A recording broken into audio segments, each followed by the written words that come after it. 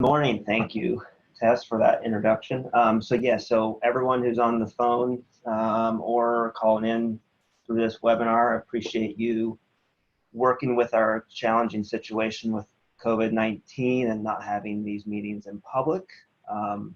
Hopefully in the future we can get back to having these face-to-face meetings, which are ever important. The purpose for this meeting is to focus in and follow up from our previous North of Falcon meeting, the first one we had on March 17th, to review what are, we'll do a quick review of our management objectives and what fisheries options are open for public input, so we can get through this process and into the next stage, which is to finalize a single option for planning summer and fall Chinook fisheries, and also other salmon and steelhead fisheries during the summer and fall time period.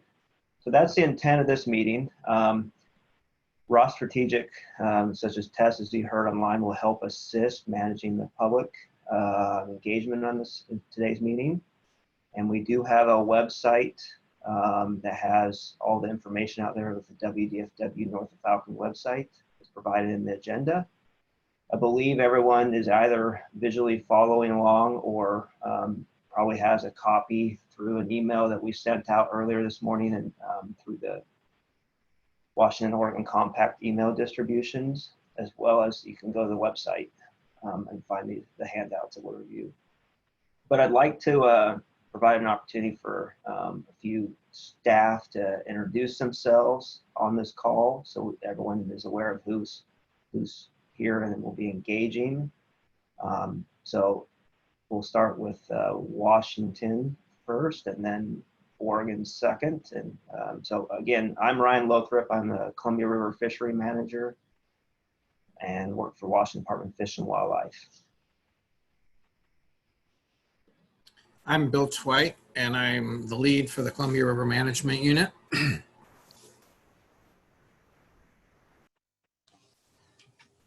Hi, this is Bryce Glasser. I'm the Southwest Washington Fish Program Manager. This is Matt Gardner, the District Fish Biologist for District 9.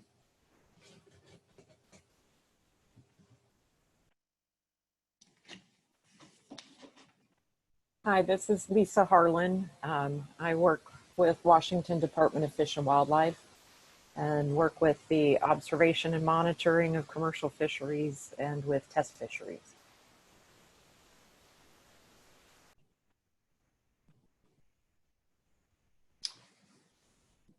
Hi, this is Kyle Vandegraff, Ocean Fisheries. Hi, this is Wendy Beagley. I'm with Ocean Fisheries as well.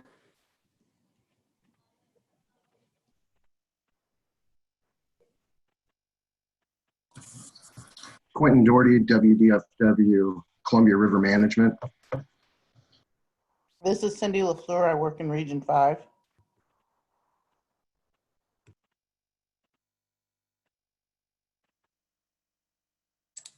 This is Murti Stobler. I'm the Administrative Assistant for Fish Program in Region 5.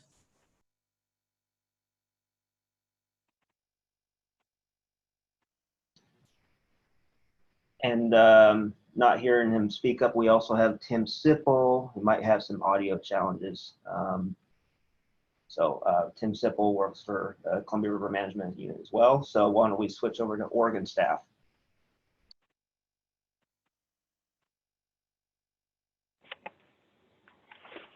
This is John North, Oregon Fish and Wildlife Fisheries Manager. Tucker Jones, Oregon Fish and Wildlife, Columbia River Program Manager.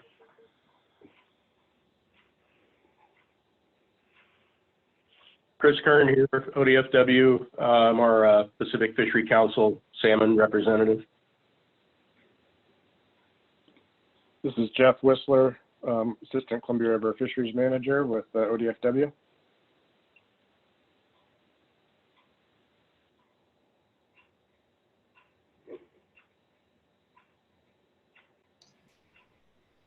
Great, and I think we also have Howard Takata with ODFW as well on the line. Tess, didn't know if you wanted to introduce your staff that are assisting us today. Sure. So I'm Tess Wendell, and Dana Stefan is also on the line, and she'll be helping me with kind of managing questions as they come in. So we're just happy to be here and learn a little bit more about this process. Wonderful. So in reviewing the agenda, so we'll slowly scroll through this for those who are following along. But we had this introduction, schedule, and process. So kind of walked through that already. Next key bullet point is the 2020 synopsis. So it should last about 20 minutes or so. We'll kind of kick that off with the describing the Pacific Fishery Management Council in brief, and some ocean options that came out of the first PFMC round of meetings, and then how the second round will go, since there will be no public in-person opportunity for the PFMC process that sets the final salmon season fishery regulations. And then we'll move into the main handout, which is the preseason plan development, and we'll walk through species specific. Then we'll take any clarifying questions based on what was discussed. So please hold your questions regarding specific regulation proposals. So we intend to use the following bullet point, recreational commercial breakout discussion, to get into more detail, so that the first round of clarifying questions just to understand what was presented. We may have, provide some further clarification on any information provided. And then from there, we'll take a short break to get set up, and then jump into the individual recreational commercial breakout discussions. So these will get more focused, with the intent is to narrow the options down to a single option for staff can go to PFMC, model fisheries, and go through the final rule regulation process as well. So the recreational group will stay on this webinar, the line that you're currently on, so you don't have to do anything different. You just sit, wait for that breakout discussion to get going. We'll start off with the Tributary Handout, which was distributed and online. And see, then we'll switch over to the main stem handout, which is this handout that, oh, not this handout, the main handout that was provided, which we'll be going through in this first section, has the breakout materials provided inside that handout. So kind of keeping our handouts to a minimum. For those interested in participating in the commercial line, there is a separate conference line provided in the agenda. So those folks will have to switch over to that line. Both will be ongoing at the same time. So if you want to focus in on recreational fisheries, you'll want to stay on this. If you're discussing commercial fisheries, you'll need to jump over to the conference line. So scrolling down a little bit further,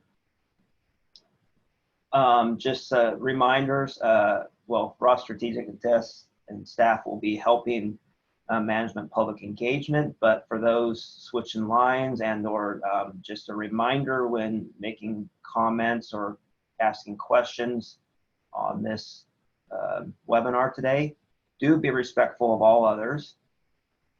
We ask that you stay on topic of 2020 summer and fall fisheries. If any other questions do come up regarding something else, then that's not the intent of this meeting. We still can get to those answers offline, but we don't anticipate us addressing those questions or comments. For those on the conference line for commercial breakout, do stay on mute and stay off your hold function. Limit your comment or questions to 3 minutes or less. There's a lot of folks on the line. I see roughly 64 folks, so we need to share the time for everyone to provide valuable input. Questions that you ask may or may not be able to be answered at this time, so just forewarning that. And then don't anticipate a back and forth discussion with staff.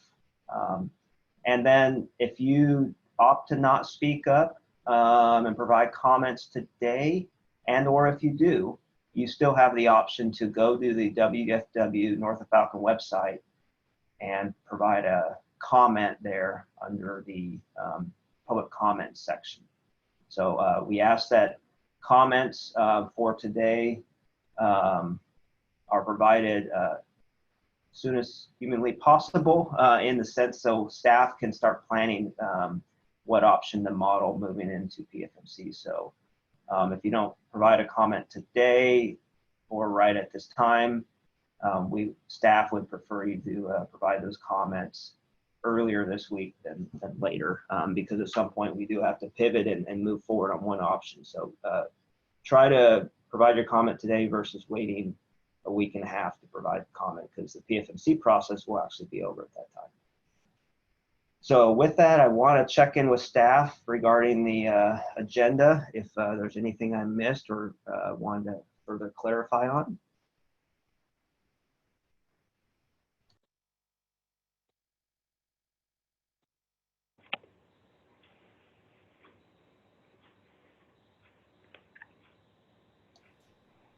Ryan, I think this is John. I think you covered it all pretty good.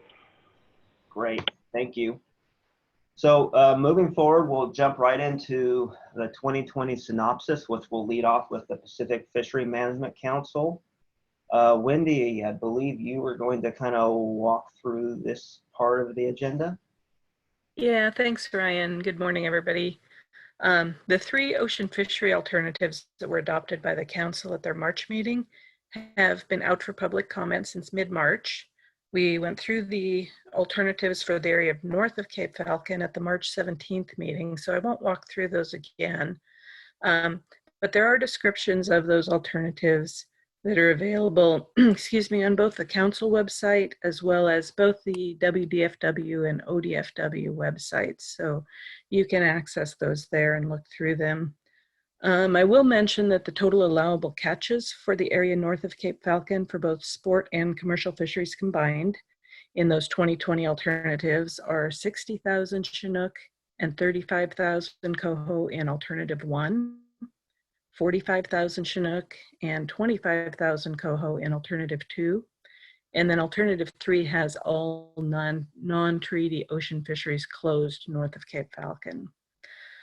For reference, the 2019 total allowable catches were 52,500 Chinook and 190,000 Coho. The final ocean fishery regulations are scheduled to be adopted at the April council meeting, and that occurs April 4th through the 10th. Excuse me.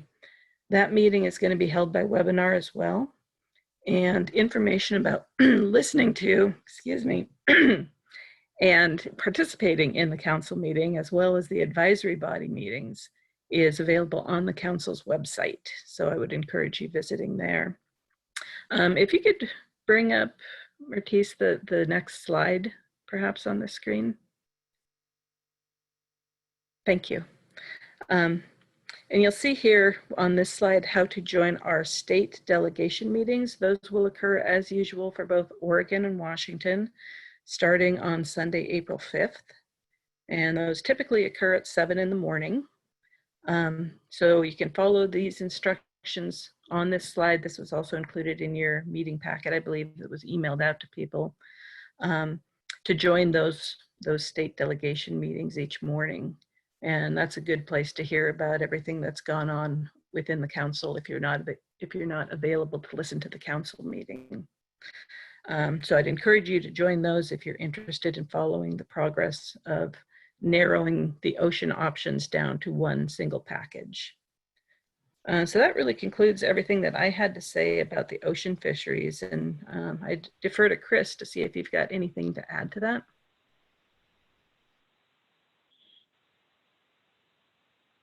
Thanks, Wendy. I don't actually. Thank you.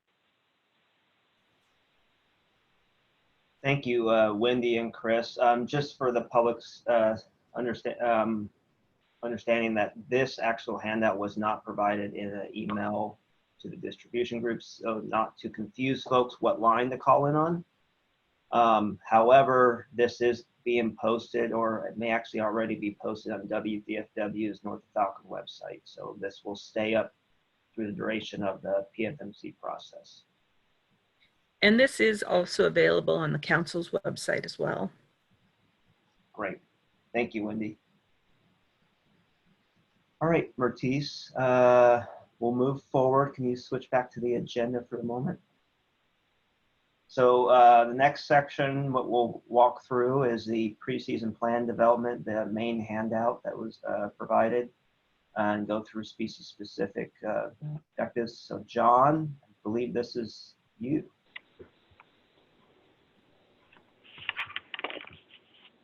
Yeah, just a sound check. You got me? Yes, you're good here on my end. Okay. Good morning, everyone. Welcome to the second North of Falcon, Columbia River North Falcon meeting. Be going through our main handout, looking at the preseason situation. For summer Chinook, our 2020 forecast is about 38,300. That's a little bit higher than last year's actual return of close to 35,000, but it's about 53% of the 10-year average. Similar to 2019, we're looking at a situation with no harvestable surplus available for targeted summer Chinook fisheries downstream of Priest Rapids Dam. The numbers do allow for some incidental catch in steelhead sport fisheries via release mortalities and for minor catch in select area commercial fisheries. For sockeye, the 2020 forecast is improved at just over 246,000 compared to 63,000 actual return last year. Still below the 10-year average of around 317,000. We are anticipating that we can have some sockeye retention concurrent with recreational steelhead retention during the summer timeframe. All sockeye would be considered adults and included in the daily adult bag limit. For summer steelhead, this year's forecast of just under 100,000. Total upriver summer steelhead is it's about 30% higher than last year's return, but it's only 44% of the 10-year average of about 230,000. There's going to likely be a recreational fishery, the recreational fishery regulations that we will discuss in more detail in the breakout session are likely to include some open fishing time, either starting May 16th or June 16th and running into July with a 2 fish, 1 steelhead bag limit. We have our permanent night angling closures, except for above Canary Dam, where we would implement that on a temporary rule. Likely significant area-specific multi-month retention closures beginning August 1st. We anticipate some Oregon tributary mouth angling closures at Herman Creek, Eagle Creek, and the Deschutes, also the lower sections of those tribs. Washington tributaries could have lower reach closures in the Cowlitz, Lewis, Kalama, Wind, Drano, White Salmon, and Klickitat. Hey, John, this Yes, is sir. Tucker. Just if whoever's running the screen wants to, like, or is it just up to us to follow along, or can you move that down as John progresses through it? Thanks.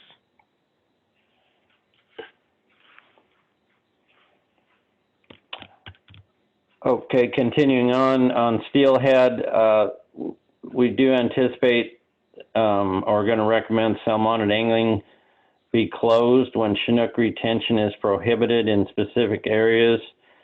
And as usual, staff will monitor the run status of the upriver steelhead run and the fisheries in season and determine if further restrictions are needed.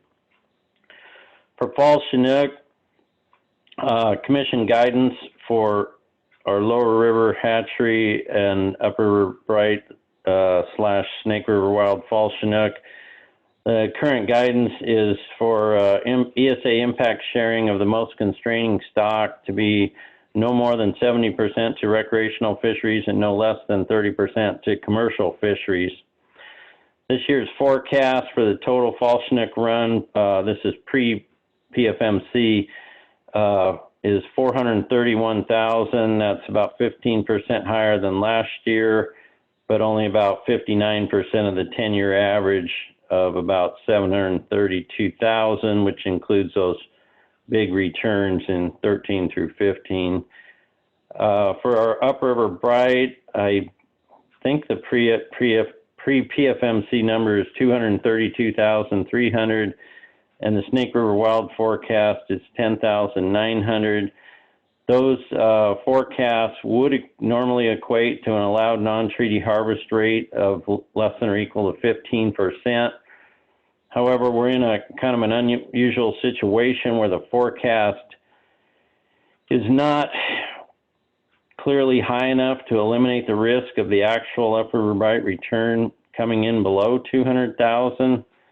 And that is the trigger where we would be limited to 8.25% harvest rate for non-treaty fisheries on the upriver bright Snake River Wild stock. So moving to page 2. In addition, non-treaty fisheries exceeded the allowed ESA impacts for Snake River Wild fall Chinook in 2017 and 2018. Therefore, staff intends to manage this year's fishery for 8.25% of the forecasted upriver bright Snake River Wild run size prior to the in-season run update, which usually occurs around mid-September. And then if the upriver bright run update exceeds 200,000, which is 86% of the forecast, then additional fisheries would be adopted post-update based on that remaining balance, which would then be calculated on the 15% harvest rate. So there'd be a fair number of fish to be caught if the run just comes in at 200,000 or greater. So for recreational fisheries, due to the mid-September timing of the upriver bright run update, our staff's modeling here that we'll present today, our approach allocates a higher share of the recreational herb allocation to the buoy, tan, and tongue point to Warrior Rock fisheries prior to the run update, because these fisheries can either not access many fish post-run update, which applies to buoy, tan, or have a little harder time getting at those fish, which applies to tongue point to Warrior. And it's just challenging for them to get at their average base share of the run with that later run update. Conversely, then, the fisheries we modeled for upstream of Warrior Rock would be allocated a lower proportion of their base upriver bright sub-allocation before the run update, but we would expect them to utilize a much higher proportion of the post-run update balance if that run comes in at 200,000 or greater. So based on input from North of Falcon Meeting 1, staff modeling does assume a 1 fish daily bag limit when Chinook retention seasons are open. Staff did not consider a rack your rod rule when modeling these fisheries, since it's really challenging for us to model that. Most of our recent fisheries have had a 1 Chinook bag, and determining the effect of a 2 fish, 1 Chinook, or a 1 fish is difficult. So utilizing the general approaches described above here, staff has modeled out several recreational fall fishery scenarios that we'll talk about in the breakout sessions. The exact dates for those pre-update Chinook retention seasons could change slightly depending on where the ocean fishery options end up, and which that can also affect the Columbia River expected return. So For commercial fisheries, the modeling that we've done so far includes August commercial fishery consisting of 7 fishing periods in zones 4 through 5 with a 9-inch minimum mesh size. Details of that will be discussed in the commercial breakout session. And if the in-season upriver bright run size exceeds 200,000, then additional commercial fishing periods in September in zones 4 or 5 could be considered to access the remaining upper right allocation.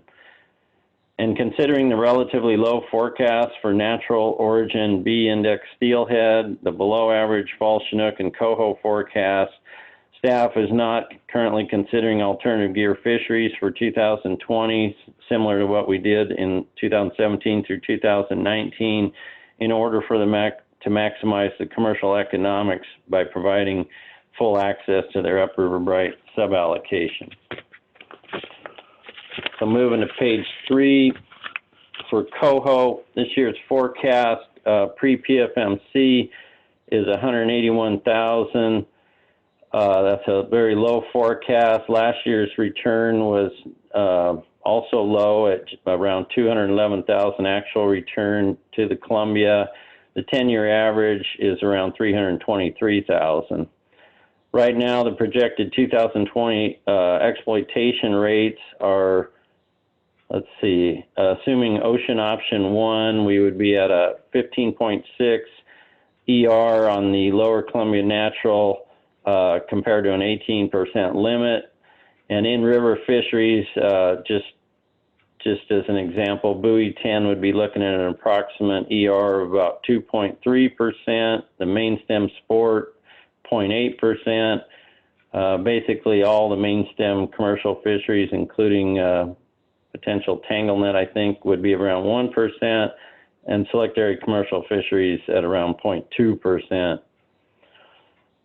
For recreational Coho, considering the low Coho forecast, the high handle rates of Chinook that occurred during last year's non-retention periods for Chinook, and likely steelhead retention closures, staff is planning for salmonid angling to be closed upstream of the Tongue Point, Rocky Point line whenever Chinook retention is closed to minimize the non-target handle and associated release mortalities. For buoy 10, the Coho retention there, our thoughts would be that that would remain open when after Chinook retention closes, since the handle rate of hatchery Coho in that fishery is significantly higher. But to minimize excessive Chinook handle during the post-retention timeframe, staff would recommend a 1 fish daily bag limit continue for that fishery through approximately September 10th, and then after which the Chinook have kind of cleared out, we could consider a 2 Coho bag limit for buoy 10. And for commercial Coho, Coho tanglenet fisheries will be considered in season when we have more information on some of the different run sizes and impacts to date. So that concludes our main part of our handout. And back to you, Ryan. Thank you, John. So just, and Mertice, do you mind? Yeah, perfect. I wanted to check in with other staff to see if there are any additional clarifying points or anything else that we need to make sure we mention before we shift to clarifying questions from the public. So I wanted to provide that first. So Oregon or Washington staff, anything else to add?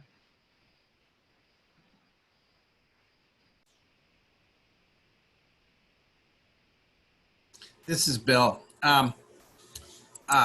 Relative to the alternative gear, the reason that John North put it that way is because the numbers really don't pencil out well. However, during the commercial breakout session, we do intend to have a little bit more of a discussion about whether, given those numbers, whether there is interest in this year in continuing to pursue an alternative gear fishery for this season. So the numbers don't look good, but the there will still be some discussion of whether there's any interest in part of any of the fleet. Thank you, Bill. Any other points or clarifying points to bring up, staff?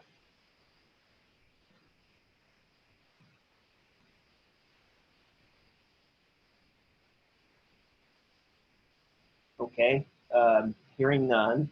So the next part of our agenda is to take clarifying questions from the public. So just as a reminder, we have our public engagement ground rules, which I already went through, but the focus of this part to take questions is to make sure you understood the material that was provided. We will reserve, and we ask that you reserve your specific fishing regulation models, recommendations, comments for the discussion breakouts. We're asking for clarifying questions on the material so you're better informed when you go into the breakout session. So just want to be aware, if you do ask a question, we may say, we'll save that for the next section of the agenda. So Tess, with that, pass over to you to help us see if there are any questions on this point in the agenda.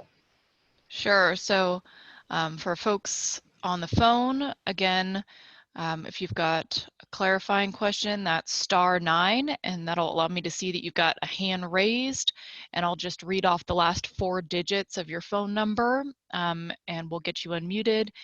And for folks who are looking at the computer screen, down at the bottom, there is a hand raise icon as well. So yeah, we'll just take a pause here and see if we have any hand raises come through, and if not, we can move into the breakouts.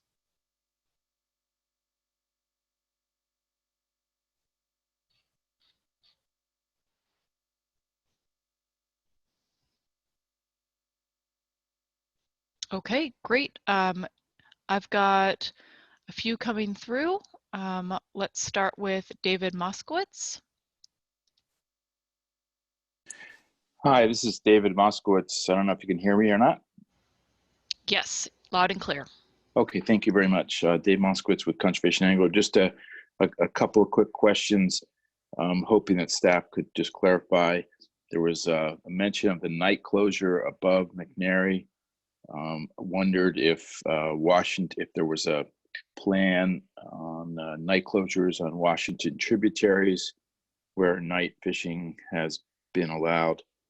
That was one question. And then I had just another on page 2 where John North was talking about some of the trying to figure out how to do the allocation of upriver brights between the buoy 10 to Tongue Point and upstream. Just wondering how staff figures what effect effort shift can have as those fisheries open and close.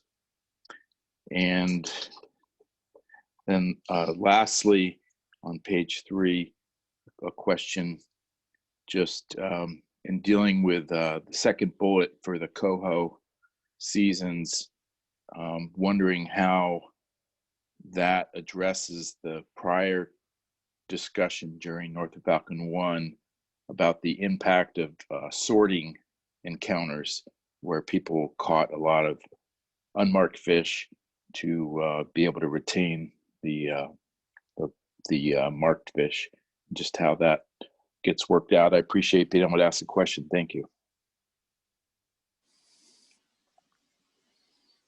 Thank you, Mr. Moskowitz. This is Ryan Wilford with Washington Fish and Wildlife. I think your first 2 questions, we might save those for the rec breakout at least. The night fishing question, we can further clarify the how we model the effort shift.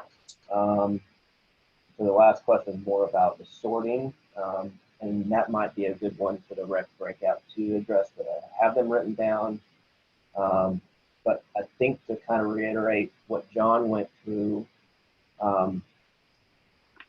that there's consideration of when Chinook or Coho closes, everything is closed down, but your question is more focused on Coho, and most of those Coho impacts occur in buoy 10, as you see there on page 3. and some lower level in the main stem Columbia. So that is something staff would take into account. I do think those are probably most appropriate in the breakout. But John, is there anything you want to add or go ahead and take care of now?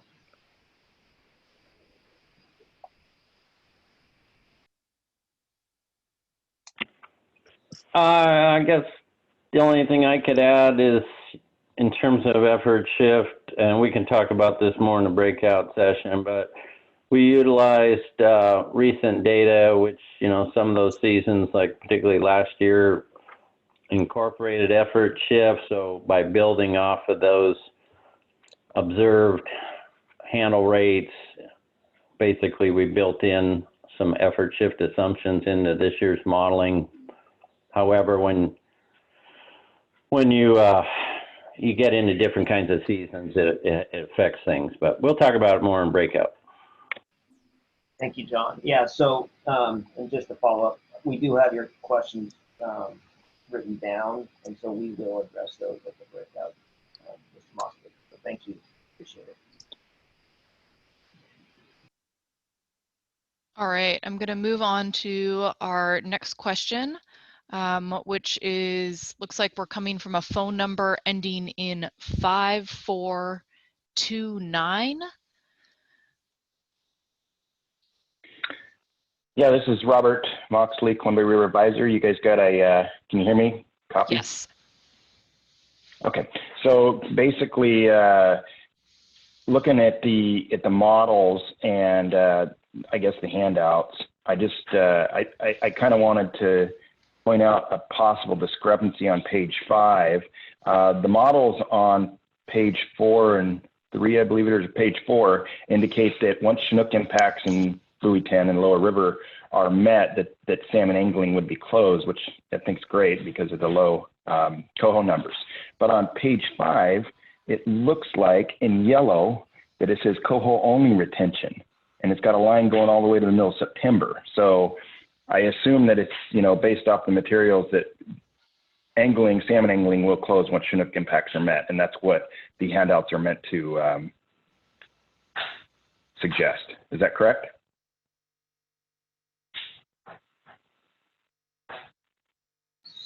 So thank you, Robert. Appreciate it. John, do you mind well, those are in the breakout, but can you at least make sure we're all understanding of the bullet point described earlier that Robert referenced?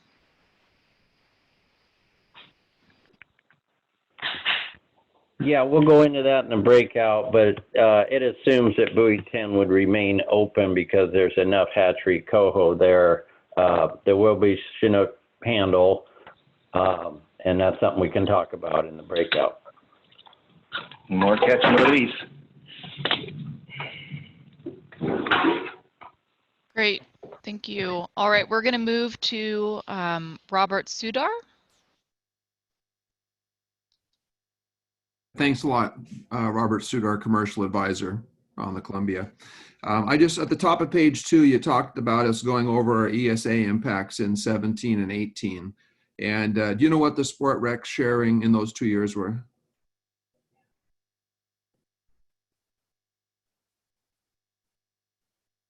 That's really all I wanted to check. Just verify when those 2 years we went over what the sport rec sharing was. Excuse me, commercial rec sharing. I didn't say that right. I apologize. Yeah, so thank you, Robert. Appreciate it. Don't have that in front of me. I think we'll try to have that, it should be pretty easy for us to grab, but as we take other comments, if we have the answer, we'll provide it in this form. Otherwise, definitely in the commercial. Yeah, well, I think it's useful to both breakout groups to know that sharing ratio in case there's discussions over who fishes how much in August. Yes, appreciate it, Robert. Yeah, we'll track it down, or we might already have it. Yeah, Ryan, this is John. I've got 2018 postseason, 76% sport, 24 commercial, 2017 postseason, 73% sport, 27% commercial. Thank you. Great, thanks, Robert. And we've got one more hand up that is from a phone number ending in 0034. Yeah, hi, this is Greg Johnson. My question is in regards to page 3 with the arrow next to the Coho. And it's a two-part question, but if I look at the total ER, and what I don't understand is if that total ER 15.6 is inclusive of the Columbia River, or that's just in the ocean. And then if I add up the in-river part, it comes to 4.3. So in traditional sharing, we would have 1/3 in the in-river. So that'd be in 6%. My only concern is that typically Coho runs aren't updatable, and there's variability in the the handle rate or interaction rate, which leads to the harvest rate and or the ER. But concerned that if we should run short in season, then those fisheries occurring in September or October will have to be adjusted or eliminated. But I know that's going to an extreme. But anyway, if you could provide some clarity to that, is the 15.6 is inclusive or non-inclusive of the river, and the sharing agreement of 2/3, 1/3 to the inside. Thank you. So thank you, Mr. Johnson. Appreciate that question. So the 15.6% does include both in-river and ocean, so it's total exploitation rate. And you are correct, the sharing is off of what the guidance is. We were aware of that at PFMC 1, both on the Washington staff. And so it's something to note. And your point of concern regarding the run surprised us on a low forecast, and you can't update the run, does provide a challenge. One of the points is at PFMC 2, we had the buoy 10 where most of those impacts occur, adjusted based on which ocean option is going to was available 1, 2, and 3. So moving forward, PFMC 2, we're stabilizing that to what we provide in ocean option 2, which is 15,000 fish harvested. So that will be standard in all the options until they get down to a single option. So we do understand the concern regarding if the run surprise us and where the impacts are occurring. So appreciate that input, and probably should have that discussion in the breakouts as well. John, anything else to add on that one? No.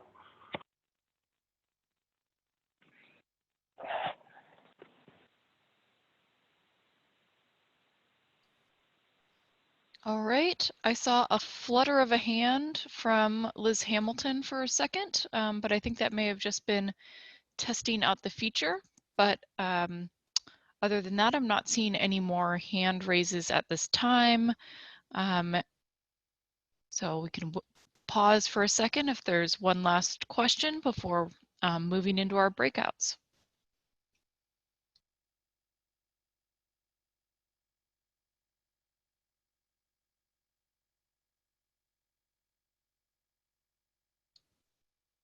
All right, Ryan. Thank you. Appreciate everyone following along and staff for putting together this handout. So we will, it's 10:50 now, or 10:51.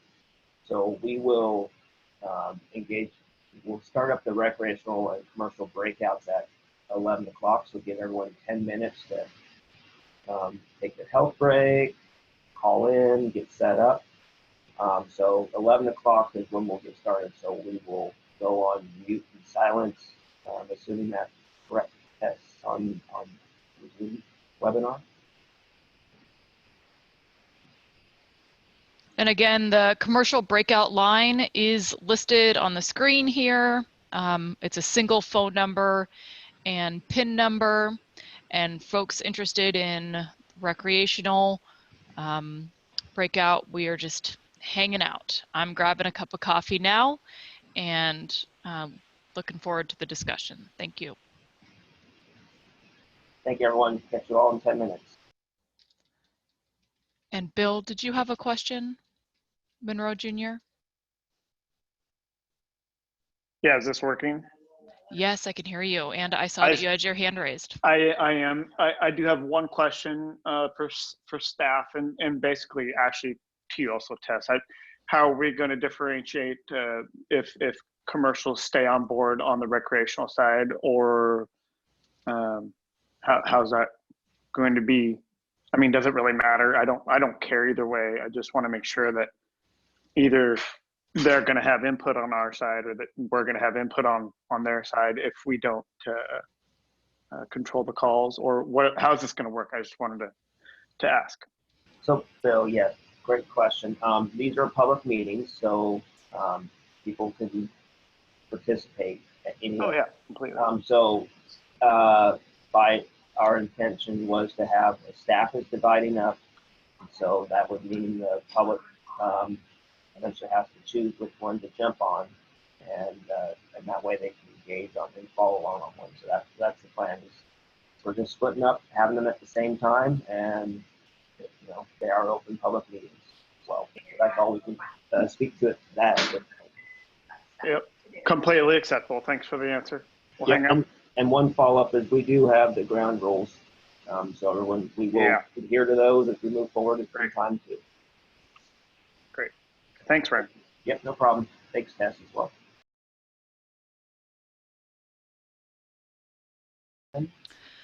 Yeah, we did have some folks doing a good job with the hand raise feature, so we're just going to kind of continue along in the same way. *9 if you got a question or need to chime in, and or use the hand raise function down at the bottom of your screen, and we'll go ahead and call on you and just do our best to answer those in the order that they came in. If your question gets answered, perhaps you and someone had the same question. If you're on the phone, you can simply hit *9 again, and that'll lower your hand.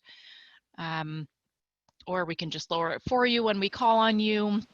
And same for those who are on the computer. You'll be able to click the hand icon a second time. It will lower the hand as well. So other than that, I think we're ready to roll.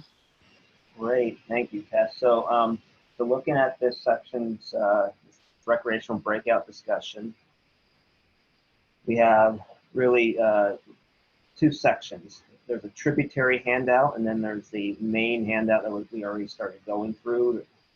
So we will start with the tributary handout first. And so just so everyone understands, as we move through this, I guess, meeting, and we move forward in time into PFMC, Pacific Fisheries Management Council, that starts at the end of this week. Our goal is to narrow the options that are provided, if there are options provided, that is for consideration, open for public comment by the public, so staff can move forward and have a single option. We're taking public comment to move forward in time, and using that comment to help with the decision making and the rule making process. So what we'll do is we'll walk through each of these handouts first, let staff give their presentation, and we'll do the tributary piece first. Then we'll take any specific questions or comments on the tributary piece. I don't want to wrong choice of words. Don't want to have a lot of time take up from the discussion on the tributary, so we don't lose folks to move back to the main stem handout. So, pending how many questions there are, we may move forward to the next agenda item, and then when we get to the end, of course, it obviously is open up to everyone, but we just understanding most folks on here are probably main stem oriented, but that may not be true. So we may have to adjust accordingly based on that. So with that, Matt, if you don't mind, go ahead on your Washington tributary handout. Okay, thanks, Ryan. Yeah, again, this is Matt Gardner. I'm the District 9 fish biologist with Washington Fish and Wildlife. So yeah, I'm going to cover some of our tributary proposals for 2020. These all include items from the entire region, which is made up of the two districts. So yeah, I'll just jump right into it. So starting off here, I think there was the first sort of proposal was alluded to earlier in one of the other handouts. This is sort of a package we put together for enhanced sort of steelhead conservation measures in some of the lower reaches of some of our tributaries. So the idea is to modify steelhead fishing and retention rules in the lowest reaches of some rivers, provide conservation for steelhead for stocks returning to the Columbia Basin in low abundance or forecast to return this year. So first I'll kind of cover some of the tribs below Bonneville Dam that we're considering and the areas.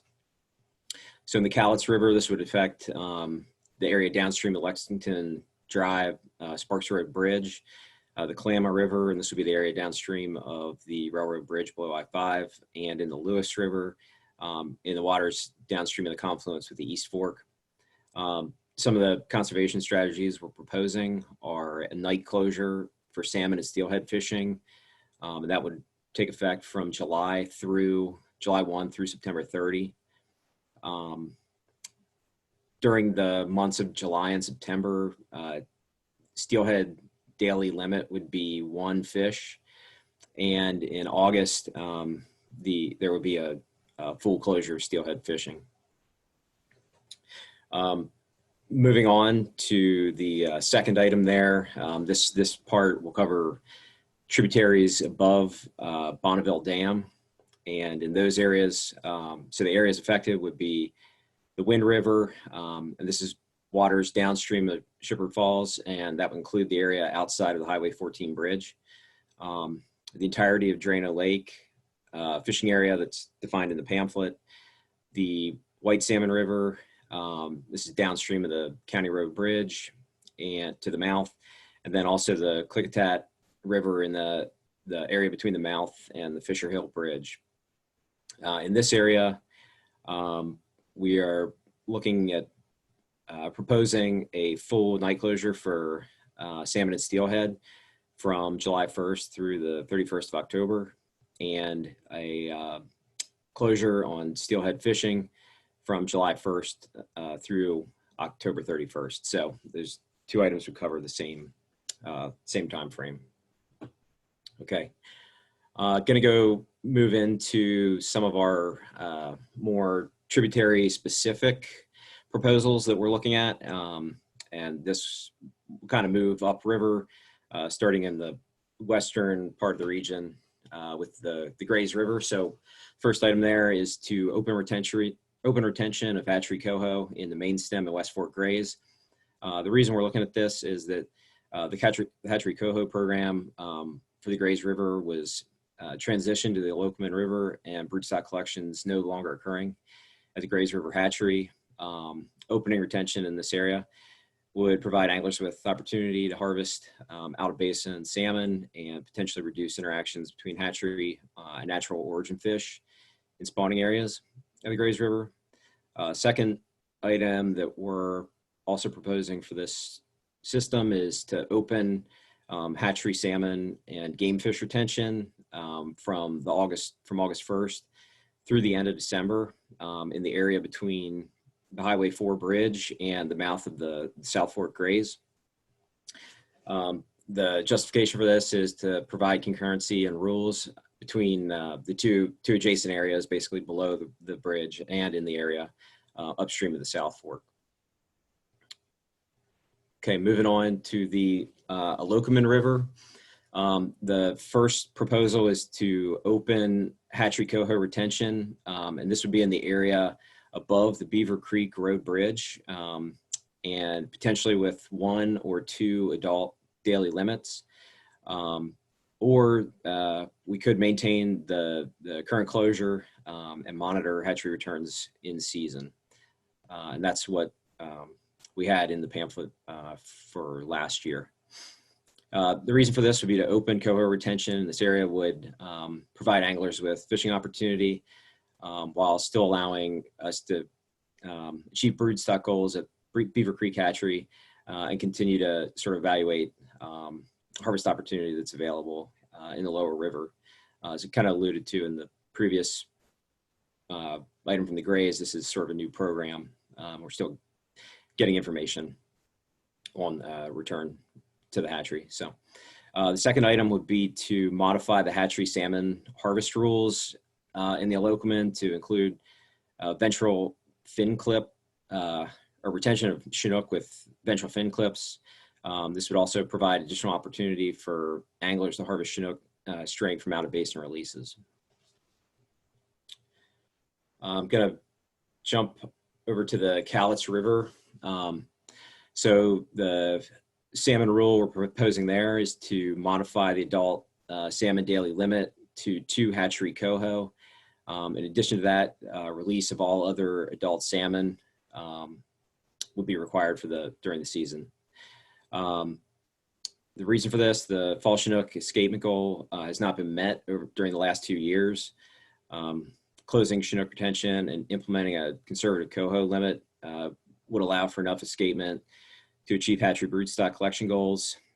This would also allow for transport of fish to the Tilton and Upper Cowlitz for reintroduction purposes and provide opportunity for hatchery coho harvest in both of those areas.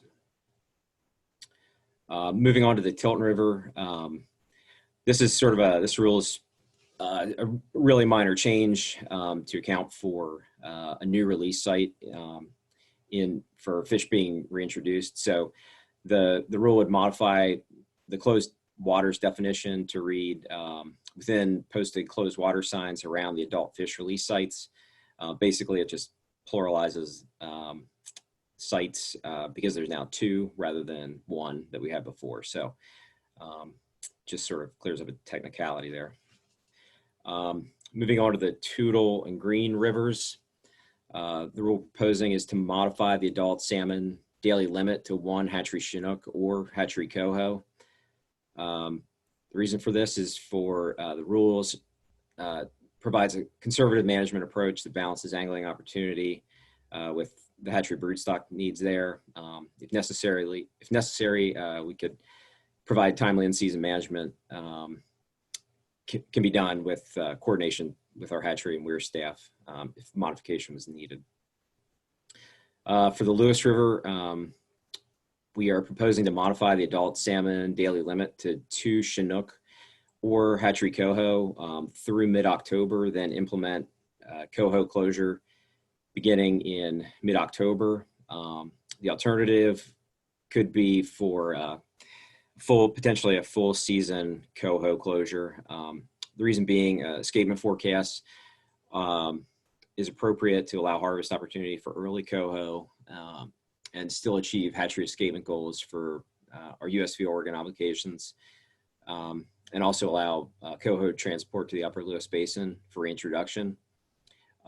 This wouldn't affect the permanent rules related to Chinook retention. There's a sort of a period earlier where it's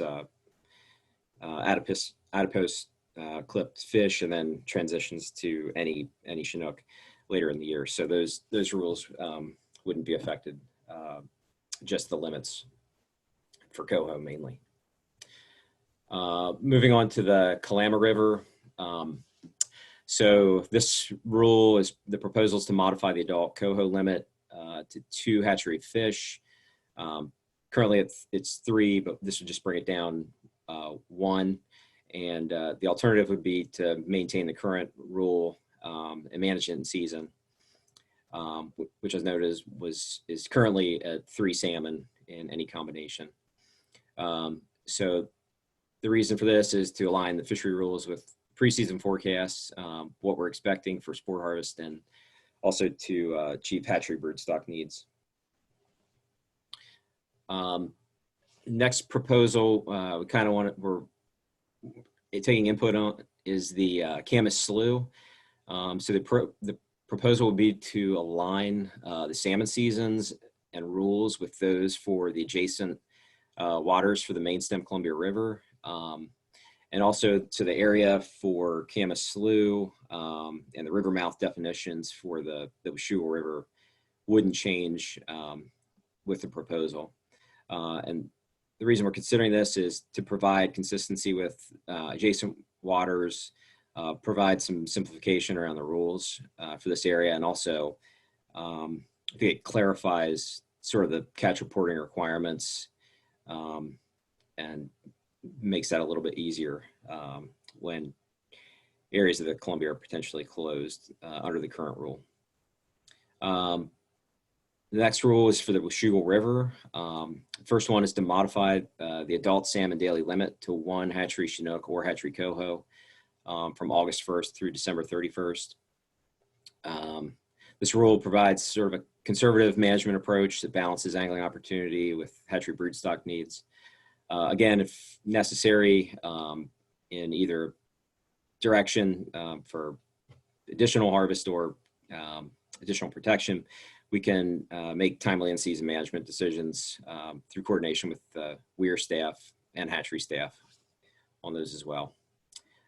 Moving down to the Wind River, we want to propose or take comment on a proposal here to restore a rule that we had previously that between August 1st and the 31st of October in the area from the mouth to the Highway 14 bridge, the daily catch limit and retention regulations for hatchery and wild fish follows the most liberal regulation of the main stem Columbia and Wind Rivers when both areas are open concurrently for salmon. So this was a rule that had been lost during a rule simplification effort last year, and we've kind of gotten some feedback in the interim from anglers that potentially some opportunity was lost. So this rule basically would provide some additional angling opportunity. And lastly, for the Klickitat River, we're looking at standardizing the salmon daily limit to 6 fish, 2 adults in the upper and lower river areas. So that would be from the mouth to Fisher Hill Bridge, and then the upper area being the above Lyle Falls, basically to the salmon hatchery. This would provide some rule simplification, and then also this provides some alignment for just the salmon daily limits in the upper and lower river, and provides some consistency in those 2 adjacent areas. So that wraps up all the tributary proposals at this point. And if we need any clarifying questions, I think Ryan, you mentioned we were gonna try and handle some of those now, so. Yeah, thank you, Matt, appreciate that. I maybe wanted to check in with Bryce or Josh to see if there were anything else that they wanted to clarify before we see if there are any comments or questions on this section of the staff presentation.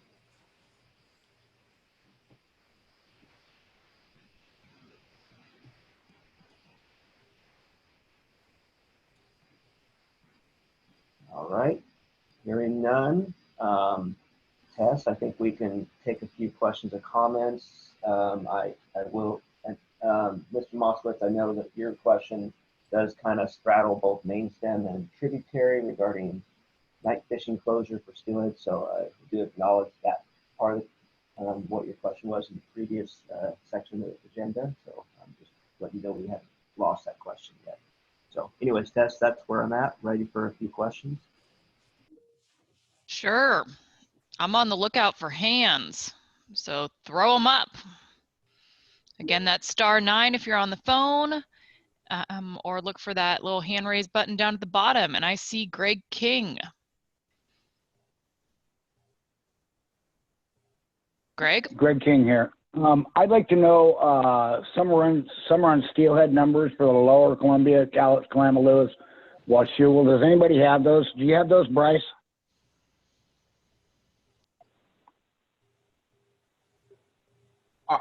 Sorry, I had to unmute myself. Are you asking for return numbers to date, or what do you? This year's prediction. This year's prediction. We don't have tributary forecasts for summer Chinook. No. Summer steelhead, Bryce. Sorry. We don't have tributary forecasts for summer steelhead at this point. Okay. I thought we did last year. So, okay. Thanks, Bryce. Yep.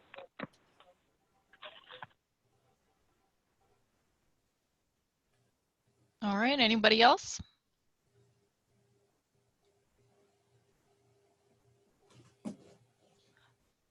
All right, David. Hi, Dave Moskowitz, Conservation Angler, and thank you, Ryan, about the night closures. I was just looking at the page 1 of the proposal where you have the lower tributary reach steelhead regs, and they're proposing to kick in July 1 in some areas, and then and go through September or possibly October. And I just was wondering about looking at last year's numbers. It was certainly unusual that there was a pretty large number of wild fish compared to the hatchery fish for steelhead in that early segment. And last year through end of June, the steelhead exceeded the hatchery numbers over Bonneville. So I was thinking that just wondering what the current rule or what the anticipated rule would be for early summer steelhead prior to July 1. And then just I think the night closure stuff looks pretty clear here. So, but I'm just wondering about that additional question. Thank you. Thank you. That's David. specific to tribs or main stem?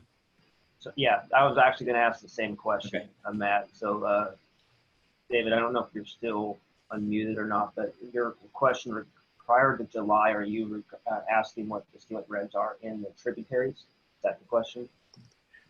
Well, I'd be interested in both tributaries in the Columbia, if that's possible to describe. Thank you. Yes. So we will address the main stem when John walks through the presentation next. But Matt, are you able to answer the tributary part of the question?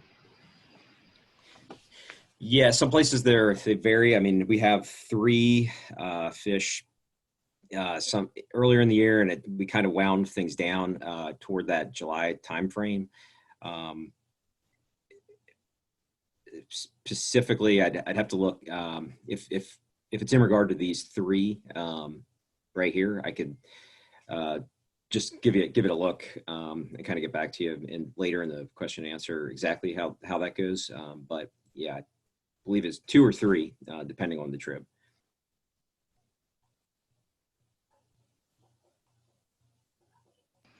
Thank you, Matt. Yep. Perfect. Yeah, we'll circle back on that, David.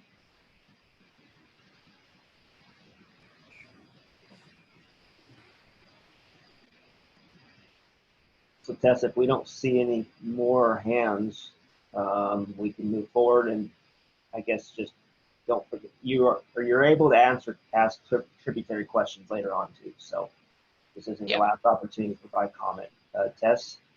Yeah, I'm not seeing any other hands, but do know if you think of something while the next presentation is going, we can just put your hand up with that *9 or hand icon, and we'll come back to you at the end of the presentation and can answer something from earlier. So we're watching those hand raises, even if they come up while our presenters are speaking. Thank you, Tess. All right, with that, Mertice, do you mind switching over to the other handout for the recreational breakout? All right, and John, I believe you're going to walk through this. Are you ready to go? Yeah, sound check, you got me? Loud and clear. All right, so continuing on with on page 4 of our main handout, We jump right into recreational modeling results for main stem fall fisheries. Staff was able to do 3 different options that are presented on page 4 and in a tabular kind of form. And then we also did like a calendar chart that's very related on page 5. But jumping in, so one option, we just kind of called it the standard block option. It's option 1 here on our page 4. What we tried to present here was a summary of kind of Chinook Coho regulations.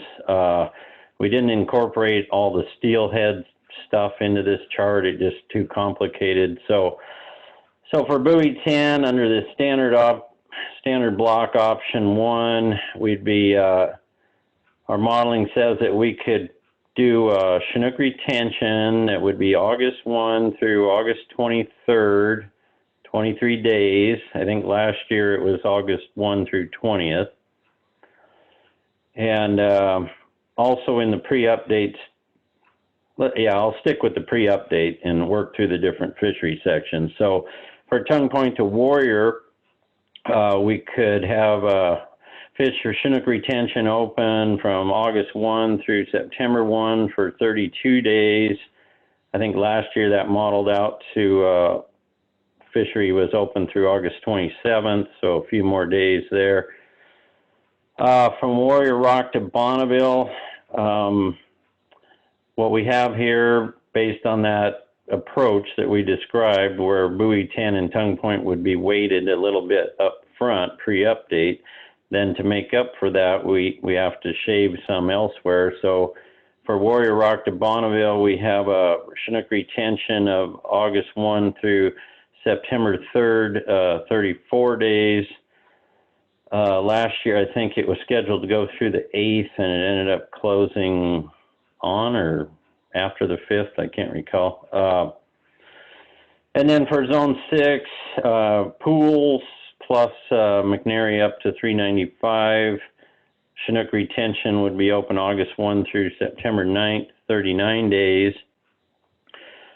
And then in the post-update scenario, we don't really know exactly what that would be because we don't know when the run update will occur. You know, it could be TAC will be meeting frequently starting probably mid-September. So somewhere in the 14th through 21st time frame, there'll be Upper River Bright updates. So what we said here was, you know, a post-update, all of these fisheries could reopen, assuming the update exceeds 200,000 herbs, and then we could have a fairly lengthy season there.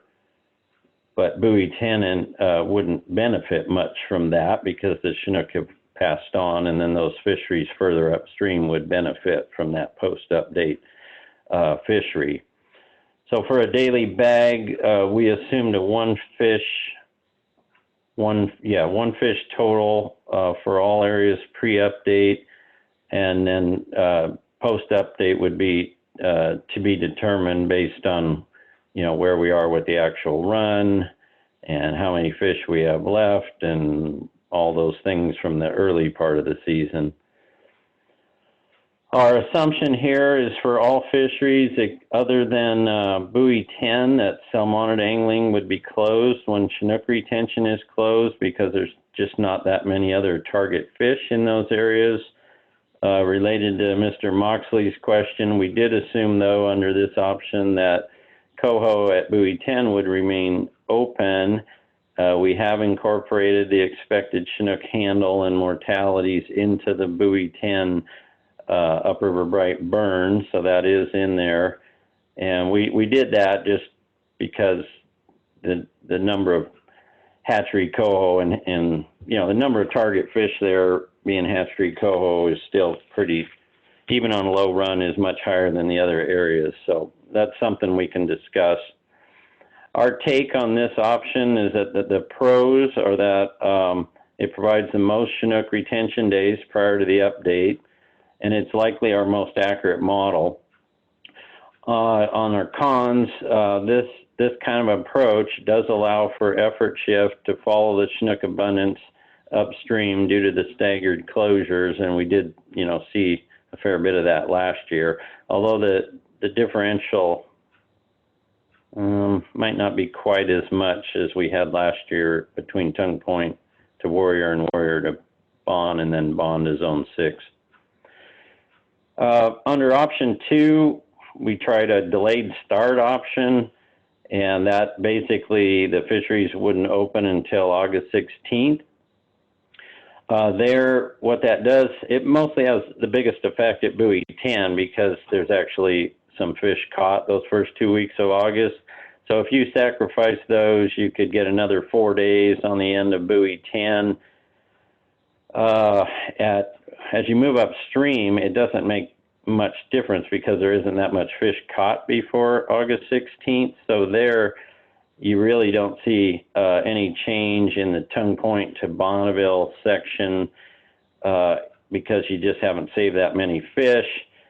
In Zone 6, there was an addition of a few days just because of the way the fisheries the other collective fisheries fell out. We were able to add a couple days to Zone 6.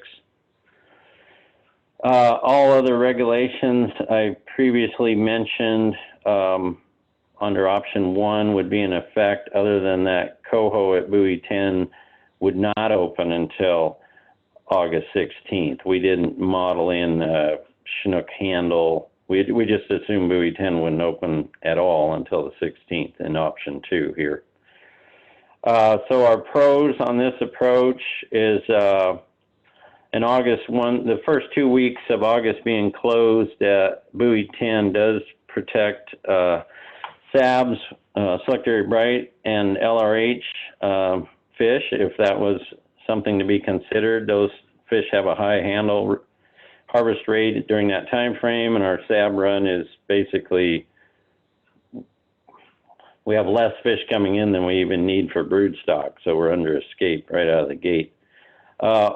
Another pro, I guess, depending on how you look at it, is this option provides for more prime Chinook days at buoy 10 by getting into that last couple days there where you get some good soft tides. On the con side of things, it has fewer open fishing days in all areas. It also has a higher risk due to the later Chinook season at buoy 10. And another con is that buoy 10 Coho would be closed for the first 2 weeks. And then under option 3, we tried days per week approach. We went with 3 days a week. We assumed Friday through Sunday, and we applied that to all areas below Bonneville. In the Zone 6 area, we ended up just running it 7 days a week. I'll get to that later, but for buoy 10, what would happen then, if you did it on a 3 days per week, you would end up with a Chinook retention occurring during the August 7th through September 4th time frame for 13 total days of Chinook retention. Tongue Point to Warrior would be 14 days pre-update. Warrior to Bond would be 15 days. And then the Zone 6 would be just open continuous through September 11th. Again, we don't know exactly what the post-update situation would be, but if that upriver bright run comes in at 86% of the forecast or better, then we could have a pretty nice post-update fishery. All other regulations I mentioned apply here also, other than under this option, we assumed Coho at buoy 10 would open on August 1. The pros we see on this option is it limits effort shift potential, which has been challenging lately. You basically got to pick where you're going, and all areas are open on the same 3 days. It does extend the Chinook retention period closer to the run-up date by stretching out the pre-update time frame, if you will. The cons on this option is it provides the fewest Chinook retention days prior to the run-up dates. And so on page 5, we've provided kind of a chart that just kind of, I don't know, helps display the difference between the options. The blue, in our mind, would be how Chinook retention would occur. You've got under all options in all areas, you have a pre-update fishery. And then if that run comes in over 200,000 sometime in that mid-September timeframe, we don't really know exactly, but ideally, you know, about September 14th, or maybe a week later, then we could reopen fisheries and get some pretty good fishing in the upper stretches. And so over on the right, we've provided what the cumulative upriver bright mortalities would be under these different approaches by fishery section, the percent of the total that breaks out to be, and then the total associated total Chinook harvest for each section.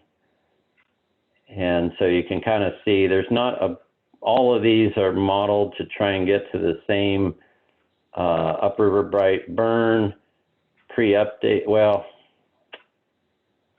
yeah, I guess it's pre-update, and then since all of them have the same post-update, therefore you end up with similar total upriver bright burn. But the Chinook, the total Chinook differs a little depending on when you're fishing, because it changes the stock comp. And like under the first option, you have a little higher Chinook, total Chinook, because there's more tules harvested with the early part of August being open and buoy 10 catching more of those fish. So the yellowish tannish color is when we would think that Coho Coho only retention would be open, and that pretty much applies to buoy 10. And then the gray shading represents when we think salmon and angling would be closed. And so this kind of reflects all the assumptions that we built into our modeling. Ryan, you know, this is pretty much the Chinook, salmonid, or how do you say this? Chinook and Coho portion of our presentation. The next page deals with Steelhead. I don't know if you want to stop and talk about this, or continue on and cover the Steelhead. John, let's just go ahead and, I guess, get through the materials, and we'll address the questions as they come in. That way we don't have to disengage comments and questions. All right, so on page 6 then, we have a chart here that kind of summarizes by river section and or tributaries what our current kind of starting point expectation is for steelhead regulations. And it's a little complex, but this would be layered on top of the Chinook and Coho retention season. So basically we start out, and this, it's kind of hard to describe, but I don't know if we exactly know if steelhead retention would start May 16th in the lower river as per permanent rules. That kind of depends on where we're at with spring Chinook and impacts and all that. But basically, we'd have some sort of retention starting either May 16th or June 16th and move in through June with a daily limit of 1 in most all of the areas downstream of Highway 395. A daily limit of 1 steelhead, and then that would continue into July, still with a daily limit of 1 steelhead, and then as you above John Day Dam, that would extend into August, and then we have some 3-month or more block closures kick in for steelhead protection on that fall upriver A and B runs. And yeah, there's a lot to cover here, but it's trying to summarize all of our area approaches in one page. So John, let me, if you don't mind me adding a few additional items on this tributary regulation packet under consideration. So one yeah, note, please. Yeah, so one note is under Washington, we are both under permanent rule at this point, salmon and steelhead angling at night. The one difference is the above the Canary for Oregon rule, that's done by temporary rule. Is that correct, John? That's correct. That's one little outlier we still have, so we would plan to close that under temp rule. Great. And then the other part that is consistent with what John already walked through, this is where, you know, it's difficult to visually display it, but when we close for Chinook or Coho, like in the lower river, Buoy 10, for example, for Coho, or anywhere else upstream, when Chinook retention closes, we would close down, and where it says closed retention, that would convert to complete salmon steelhead closure. So that's just an extra nuance to this new rule. And part of that is, you know, concern with ESA river bright impacts might be, you know, that's how we kind of close some of the fisheries down past. Others have been focusing on the steelhead run as it continues to get updated and we're downgraded. So we just providing that clarification in this, that it will close the salmon steelhead angling when Chinook is closed. So, also, with some other nuances, and Matt did a good job walking through the tributary for Washington, but one change is instead of no retention for above Bonneville Pool tributary lower reaches, and then Grano Lake that will be closed to steelhead fishing. So that is closed to angling for steelhead. So that's another nuance change as well. So that's all I had, John.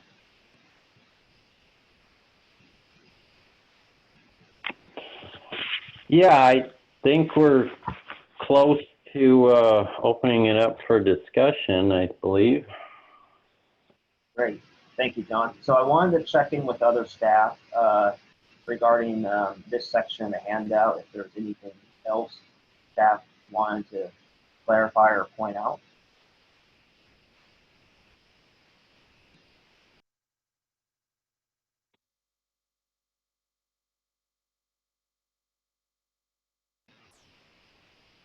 All right. I do want to make one well, I'll come back to that later. So let's go ahead and open it up. Yeah, sure thing. Looks like we've got Butch Smith's got his hand up. Can you hear me? Yes. So great work, staff, and especially during these hard times. But from my perspective, option one is the best option. Gives well, all areas to me it looks like, but the Buoy 10 area, right at Tongue Point, the most days and best opportunity. Which on a year like this, every day is going to count, providing if and when we get out of this virus mess. So coming from the Charter Association and also the Port of El Waco and the lower communities, I guess I'm supporting option one. And once again, thank you for staff's great work on this presentation.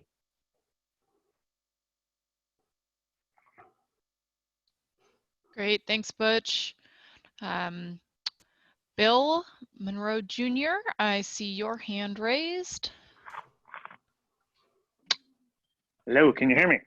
Yes. Nice. Well, I second what Butch just said. This is trying times and finding a way yet again to make it work. It's probably a hard job got a lot harder, and I appreciate it. I think option one is where I'm going to go with as well. I'm kind of curious as to if zones 4, 5 can get past September 3rd. Maybe a post update option is, maybe we can answer that question after we're done. Other than that, exactly, yet again, what Butch said, the lower river and all the areas associated get the most time out of option one.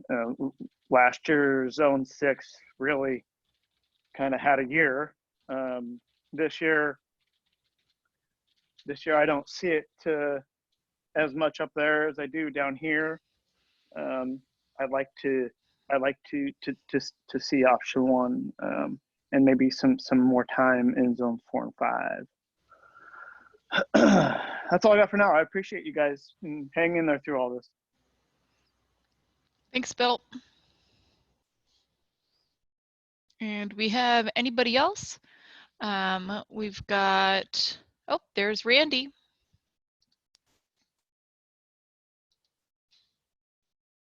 Hi. You know, the looking over these models and kind of the situation we're in up and down the river, you know, it's a lot of tough choices one year after the next. We've only had a short time to kind of think about this. I tend to think that I'm mostly in favor of option 3 because we've had fisheries before where we've fished days per week, and I'm thinking about the jobs that are quickly drying up, not just because of the fishery, but other obvious reasons.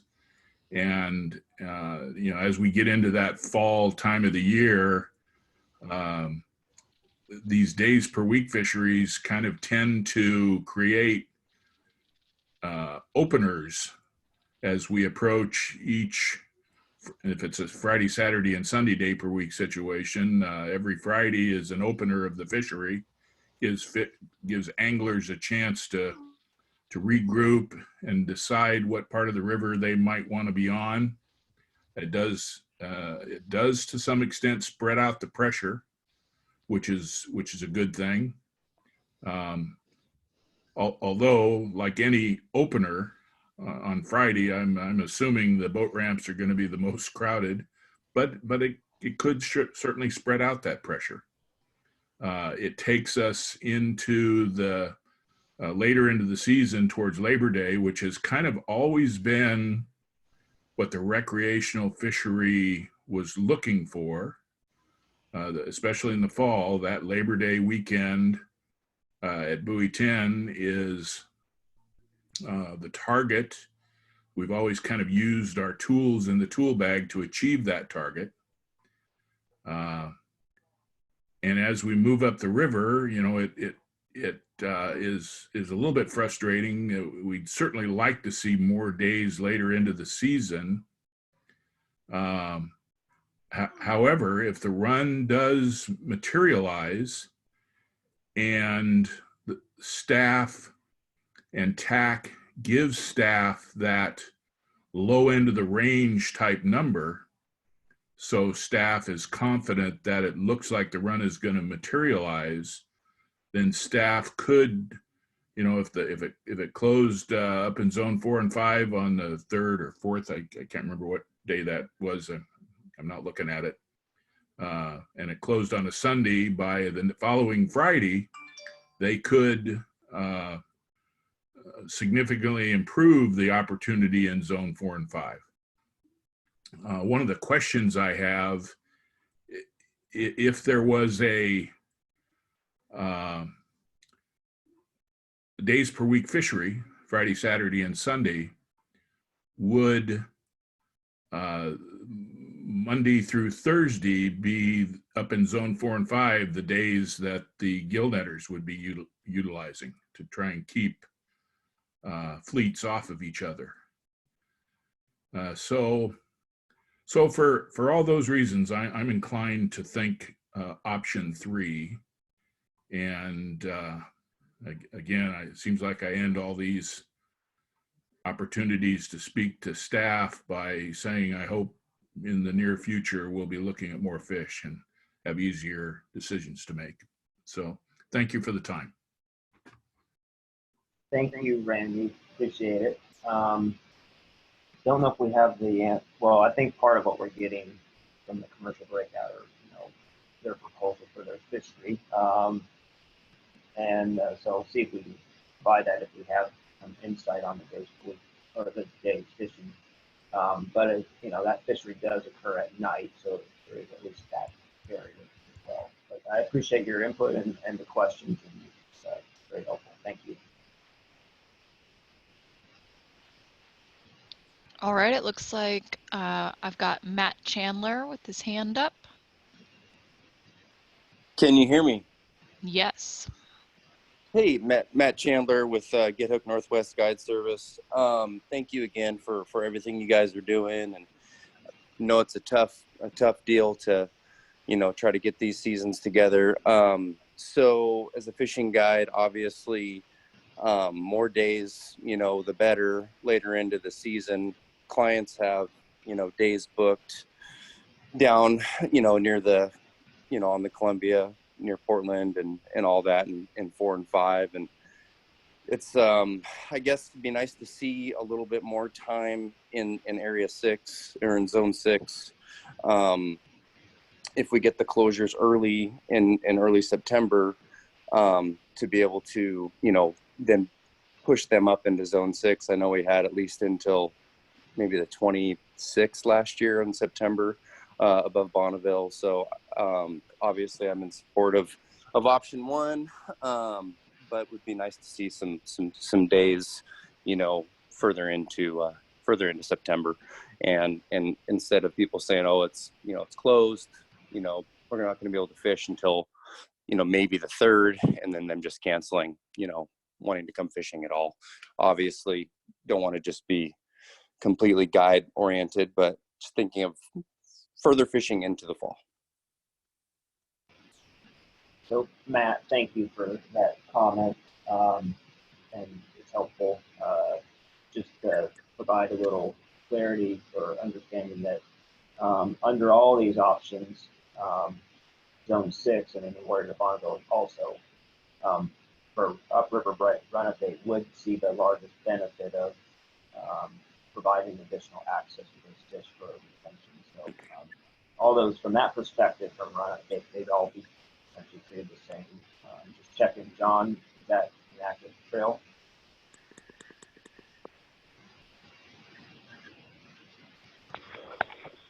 Yeah, I'm not sure I caught everything there, but yeah, we solved to our available balance.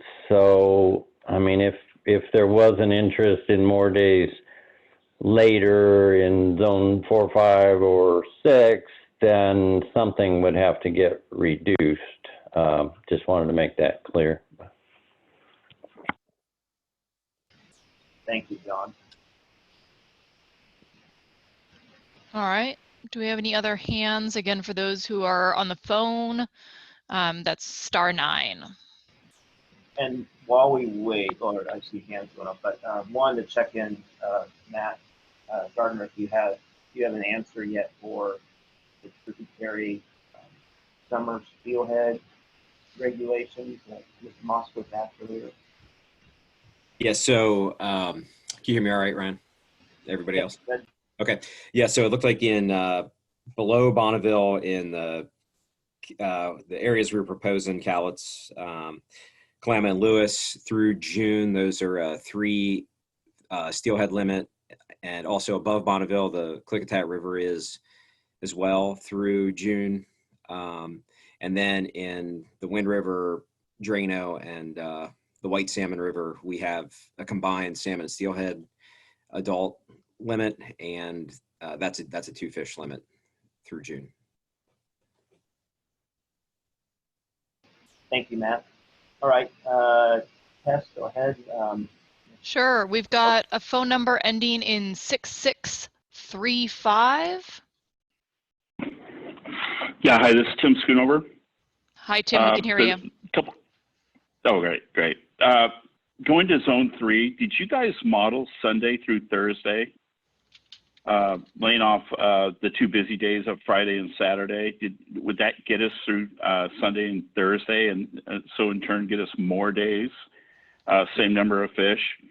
Also, in that, if you go down and look at Coho being open at Buoy 10 area on those off days, if you close that, could you extend that?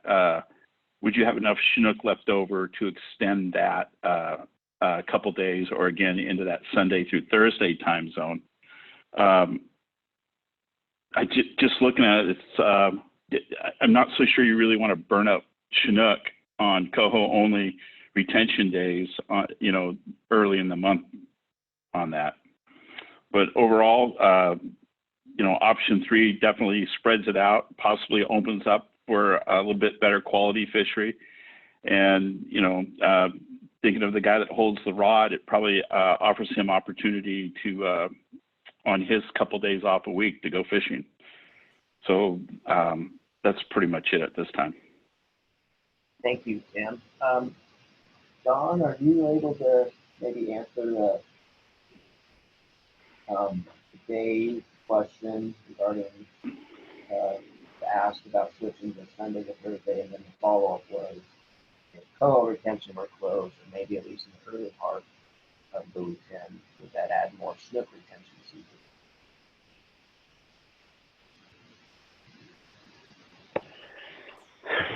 Well, those are good questions.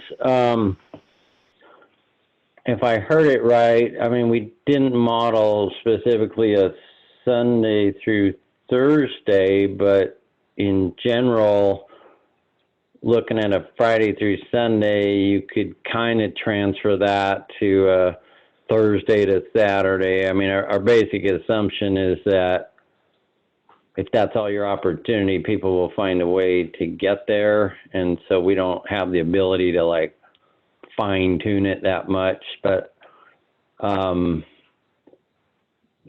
so basically within reason, any 3 days, we'd probably give you the same number. We just picked what we thought would be the maximum. And as far as how much additional time we could get if Chinook retention, if Coho closed at Buoy 10 when Chinook retention closed, I think I can't answer that one on the fly. We'd have to come back and convert that and figure out what it's worth. Thank you, John. All right, it looks like we've got a hand raised from phone number ending in 5429.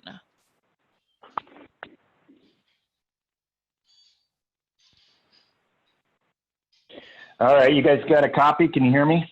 Yes. All right, Robert Moxley, Columbia River Advisor. Thanks for the opportunity to testify. So as far as the models go, I'm definitely on board with option 1. It seems the most pragmatic. 2 and 3 just don't look all that great to me as an angler. 3, looking at 3, all I can think of is the theme song to The Long Ranger. I mean, I can just imagine an armada, in those 3 days just packed into Buoy 10.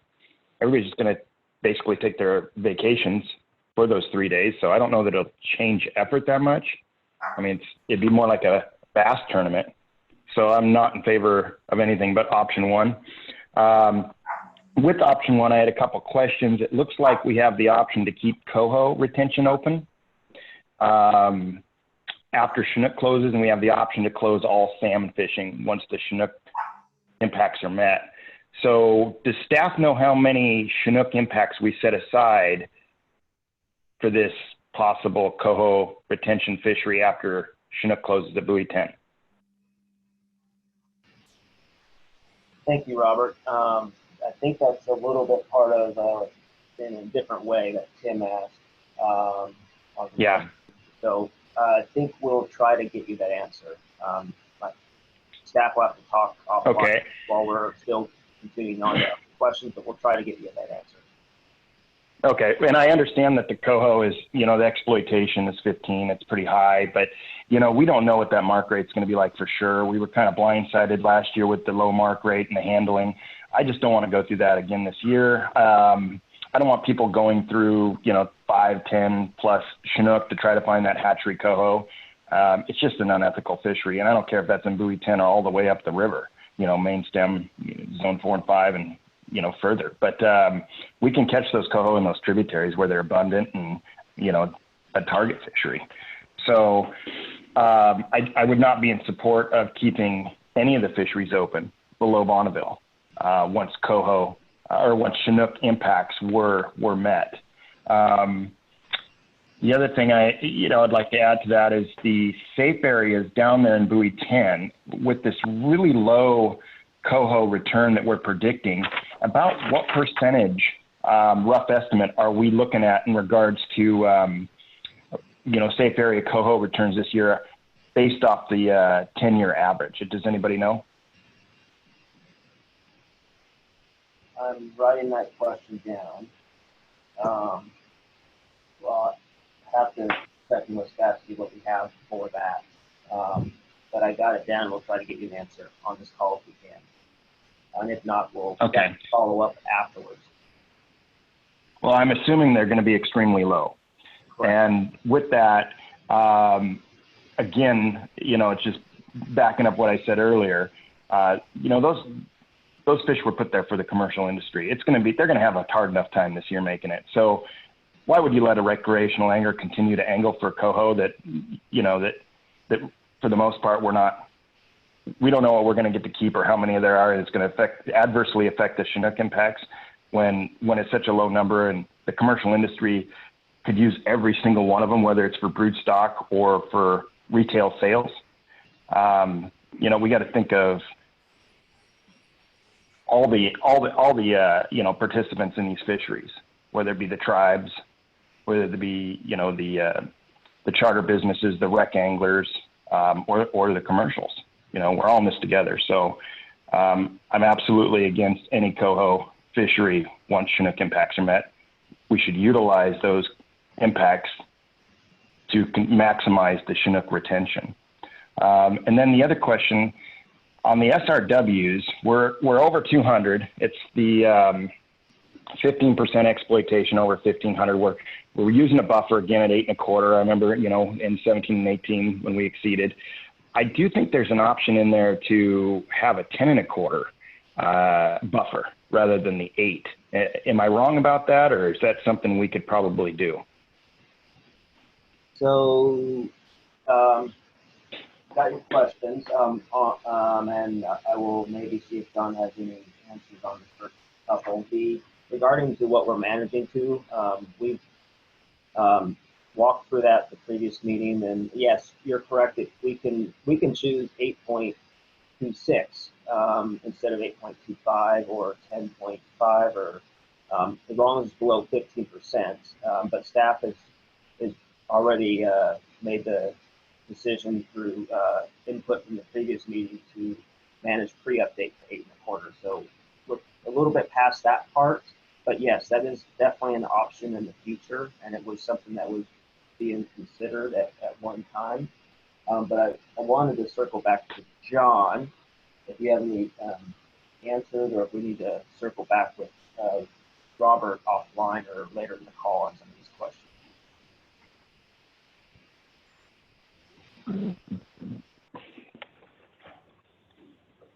This is John. Still working on a couple of those questions. The hardest one is that one about how many upper rights would we save if buoy 10 was closed to coho, and what that converts to in other areas. we may or may not get that one done today. In terms of select area coho forecast, I haven't looked it up, but yeah, it'll probably be, it's pretty low. I mean, the overall forecast is low and select area returns make up a decent chunk of that, so it'll be low.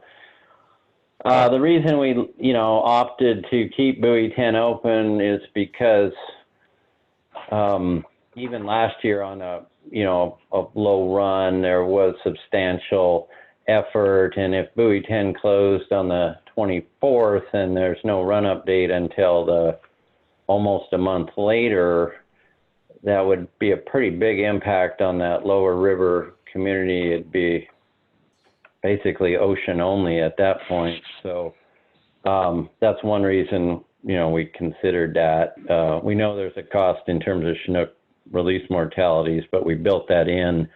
And even with that, buoy 10 still comes in under its normal base share. So just a few things to consider. And what was the last question, Ryan? The safe coho forecast. Yeah, we kind of covered that, John. It's low, right? So, I mean, the 10-year average, what are we, 30, 40%? My point on that was basically we need to preserve those fish for the commercial industry.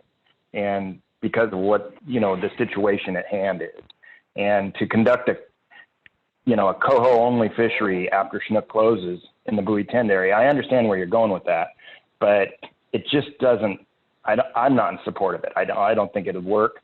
I think it would have an adverse effect with the release morts and maybe create a target fishery. I'm not sure, exactly how it'll all play out, but I don't think it's the right thing to do.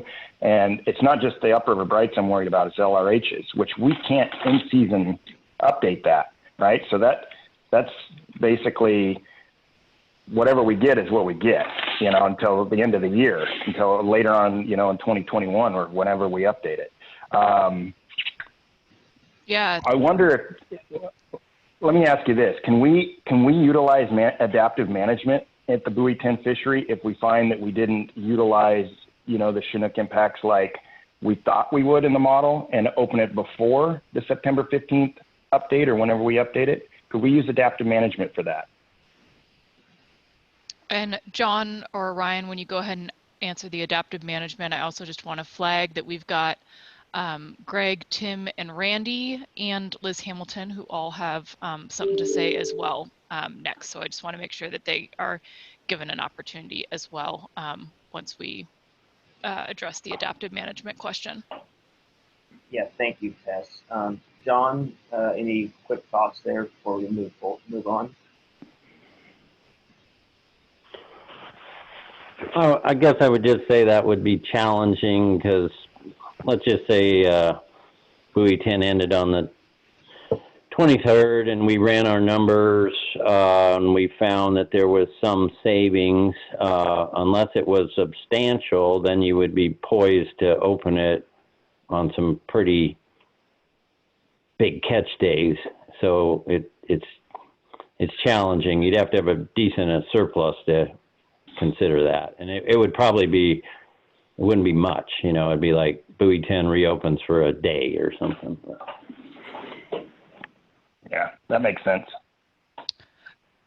Great. All right. All right. Well, hey, I'll adjourn with that. I've taken up enough of everybody's time. Thank you very much for the opportunity to testify. Thanks, Robert. Jinx, you owe me a soda. We're going to move along to Greg King. Yeah, Greg King here. I'm in favor of option one. It's going to give us the best bang for the buck. We don't know when we're going to get out of this COVID-19 deal, and everybody's going to need a shot in the arm when it comes to an economic driver here, all the way up and down the river. Motels, hotels, bait shops, guides, charter boats. So option one is my choice for everybody. My concern, and here's my question to John North, is why are we waiting so long to do a run update? If we ended on the option 1 ended 9/3, that's a Thursday, and we're not doing a run update. I want to know when you're doing that run update, John. Are you doing it on 9/10 or 9/23?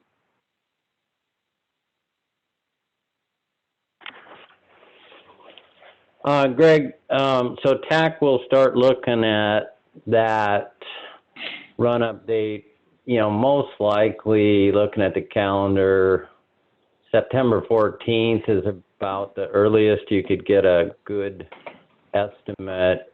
Anything substantially before that is not much more than a guess.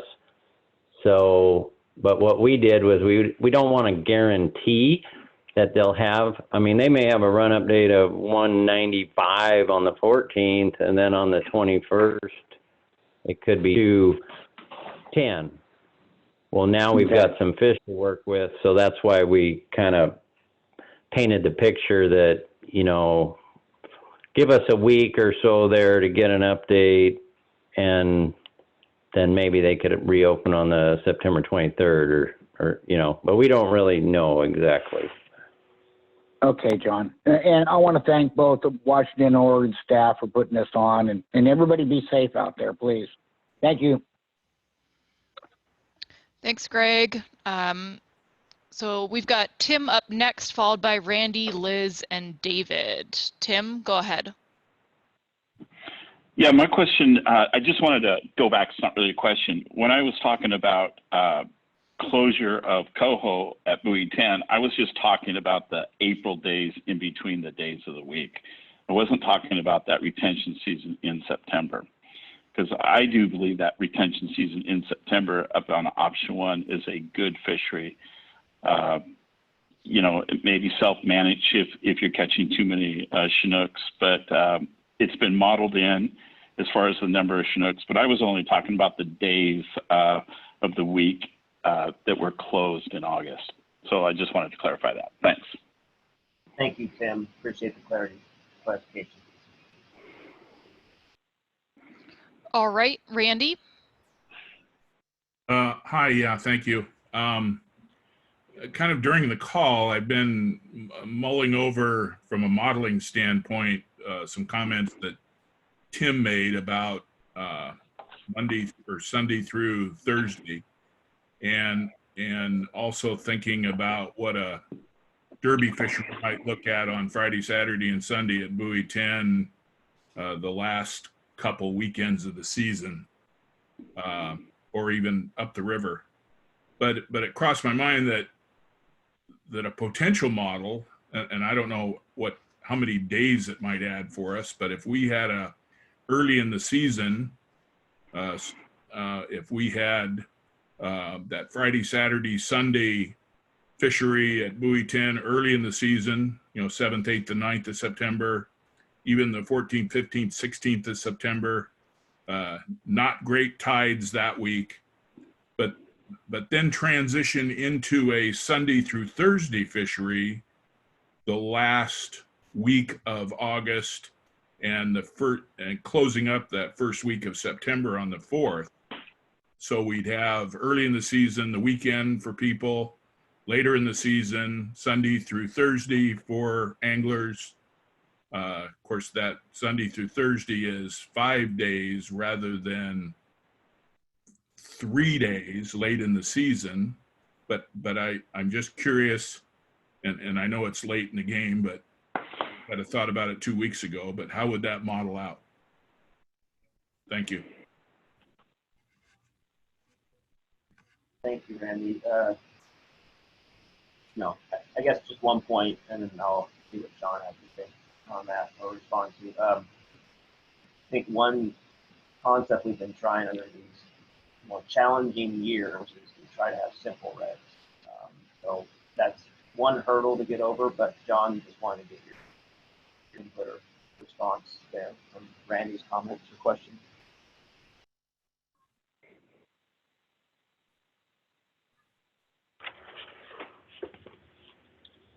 Yeah, all good thoughts.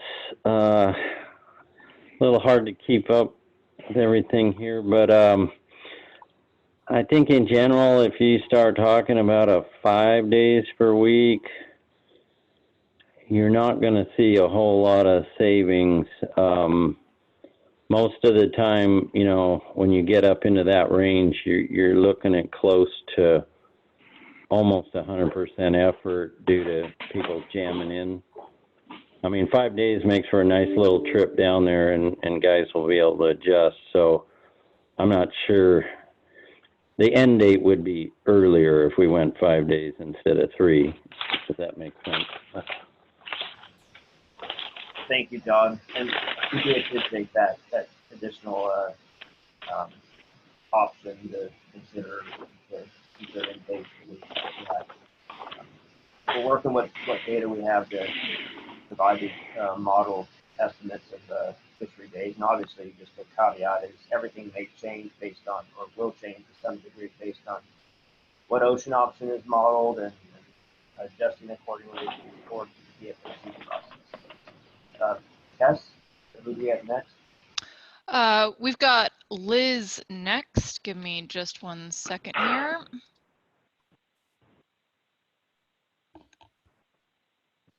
Liz, looks like you may be muted locally as well.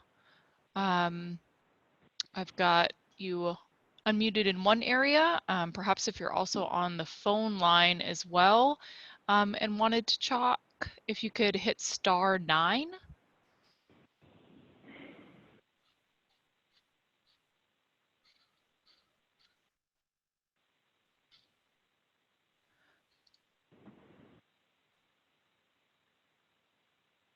All right, I see a ending in 8310. Yes. And thanks for that, though I was hoping that 8310 might end up being Liz Hamilton. Liz, can you, oh, excuse me, sorry. No, it's BG Eilertson. Liz was encouraging me to get on here. I'm with Fisherman's Marine and Outdoor. Oh, fantastic. Thank you. Yeah, I mean, we'd like to see Model 3, certainly as opposed to 2. 1 is doable, but as Randy Woolsey had indicated, 3 really favors our environment a lot better.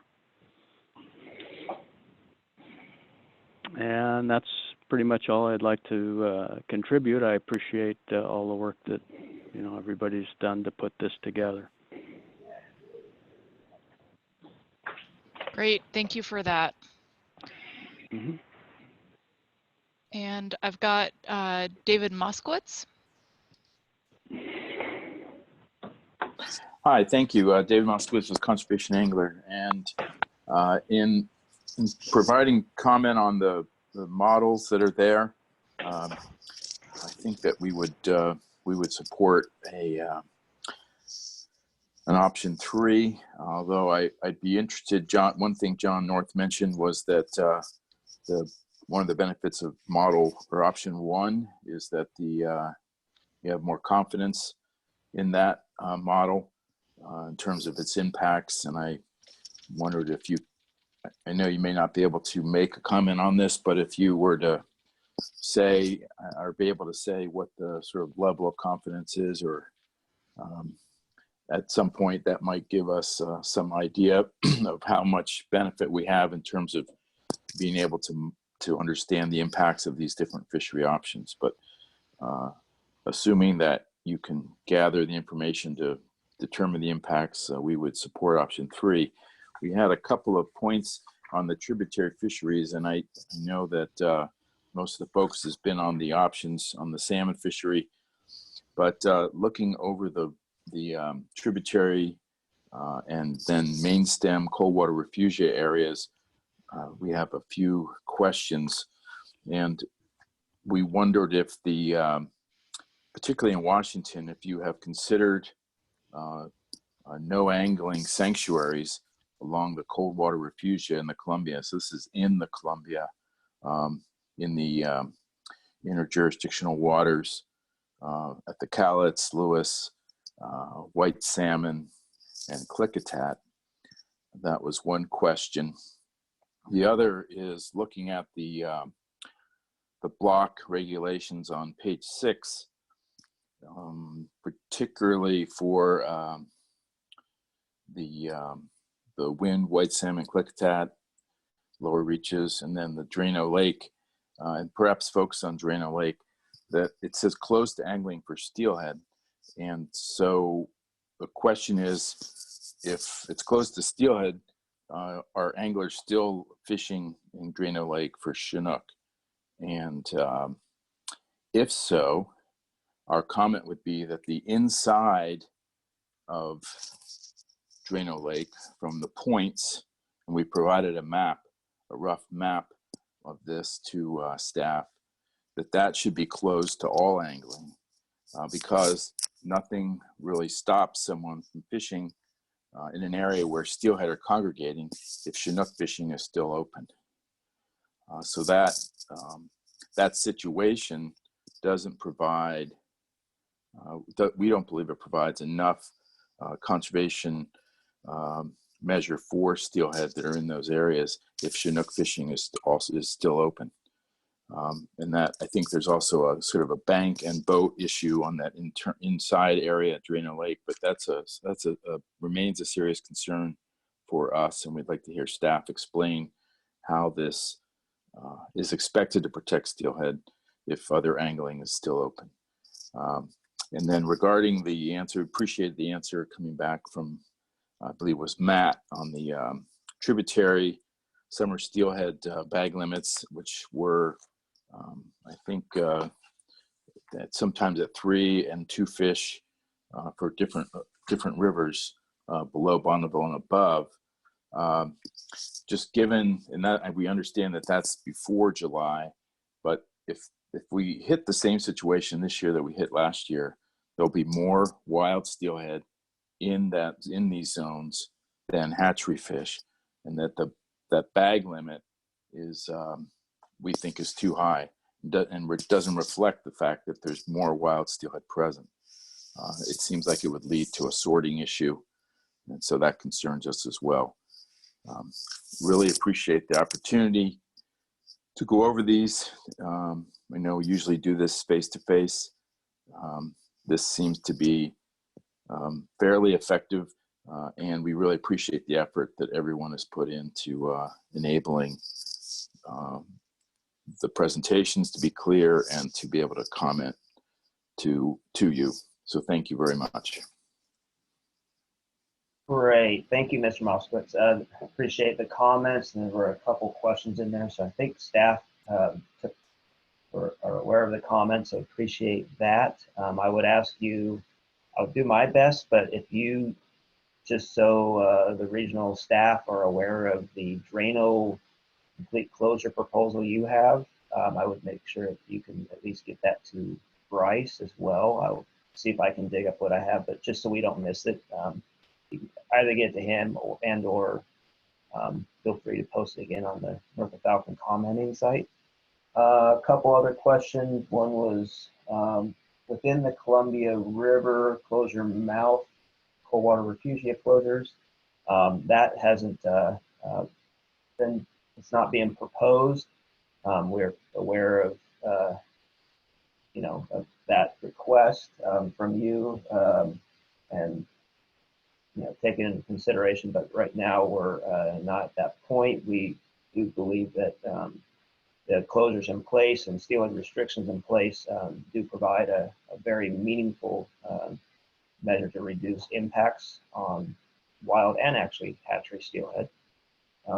Far as angling retention versus closure, let's see, I know they had a few specific questions in there. I didn't write down the question quite right. Can you re-ask that question again to me? This is Dave, and I think, Ryan, you're asking me about the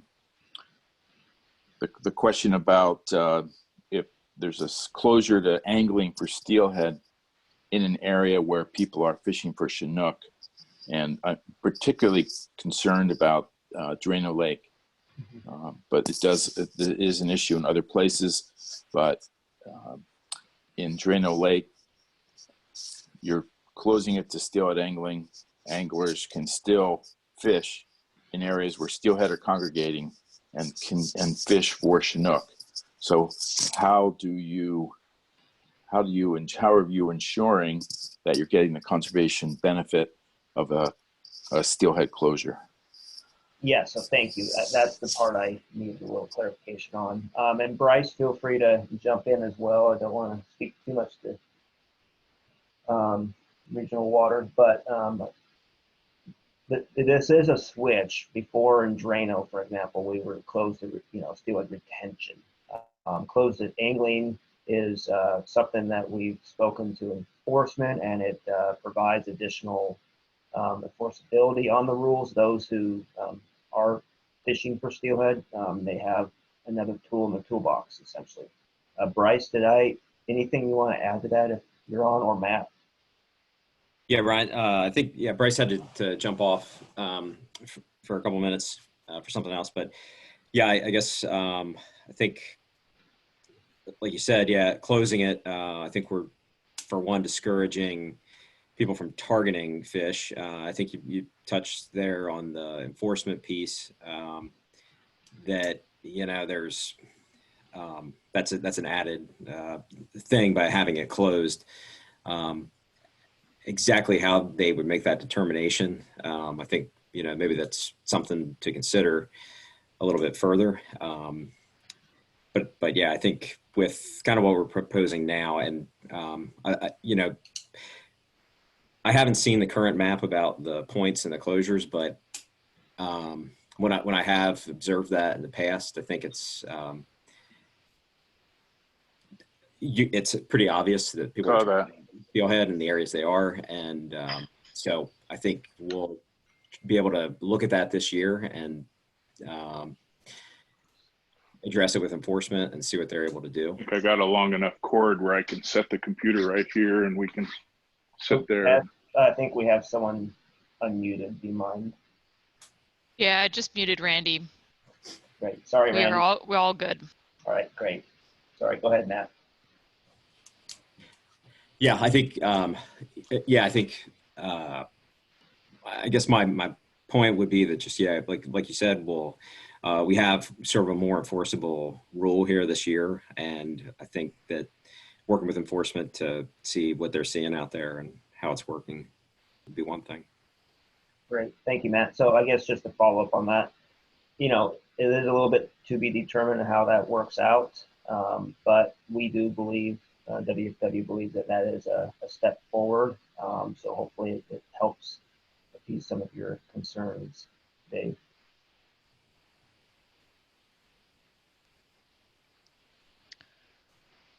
All right, the next person that we've got hand raised, I believe I've got Liz Hamilton's line ending in 1772. Hey, Tess, this is Tucker. If I could just, before we take Liz's question, jump in a little. I rejoined the call, sorry, and I was listening to that last question. And, I don't have the same experience in sort of the Washington areas, but we do have some experience with this on the Oregon side of the river. And what we've noticed when you close steelhead retention and only have Chinook open in the area that we've done this, which is outside the mouth of the Deschutes, the handle for steelhead goes way down. So it's not that we're not looking, right? We're still creeling, and so this is a point, at least on the Oregon side, that I think is a little less of an issue. We are looking at this. We do see big reductions in steelhead handle when we close steelhead retention. So I just think that anglers are targeting those fish with slightly different gear during those times. Now, that being said, I'm sure John has talked about this. We are looking at at additional conservation-minded actions this year in some of those refuge areas. So thanks, and sorry to jump in on that. Yeah, Tucker, thank you. No, that's appreciated. And we see that in our data too. So I think additional restrictions to angling does move the needle to where you want it to go. And Washington, we're taking a couple other little, trying some additional measures to reduce the steelhead handle and improve enforceability. So that's the difference for us. So that's all I had. Great, thanks. Liz, do you want to go ahead? Sure. Thank you, Tess, for sorting through all the confusion here. You know, whether it's a charter or a guide or a manufacturer, wholesaler, retailer, business in America is looking at a pretty grim future. And particularly right now, it's hard in the sport fishing community because guides can't take clients out right now, and all fishing is closed in the state of Washington. Columbia River's closed. It's a really tough time on this industry. Commercial fishing has been deemed essential. So fortunately, I think there's some activity that can continue there. But it's grim on the sport fishing side of things, and obviously we're looking at a bunch of grim choices, you know, in the future for these fall fishing. And so the thing that I would really like to point out is that the early closure dates in the Middle River and the Upper River are not reflective of the number of days that are available up there. Even though those days look good in the first two options, there's no fish to be had up there, so they're not really fishing days. Randy and Tim are correct. The opener effect that happens when you have days per week is something that businesses feel substantial. And I know that it's not the most ideal thing for all of the people, all of the clients of these businesses, but we want to be here. We want the guides to be here. We want the manufacturers, the mom and pops, the locally owned stores to be available for the clients in the future.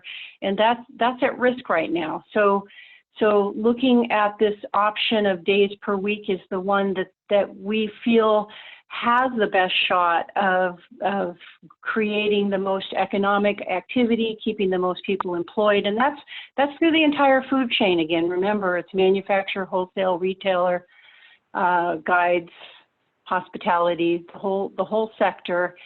And I understand that some of the things that have been recommended are late in the game, but I also want to say that I've talked to multiple staff about the concerns of what happens transferring impacts downriver, because last year retailers and manufacturers lost almost the whole month of September, which, as you'll recall, is like Christmas to them. September's super important for sales.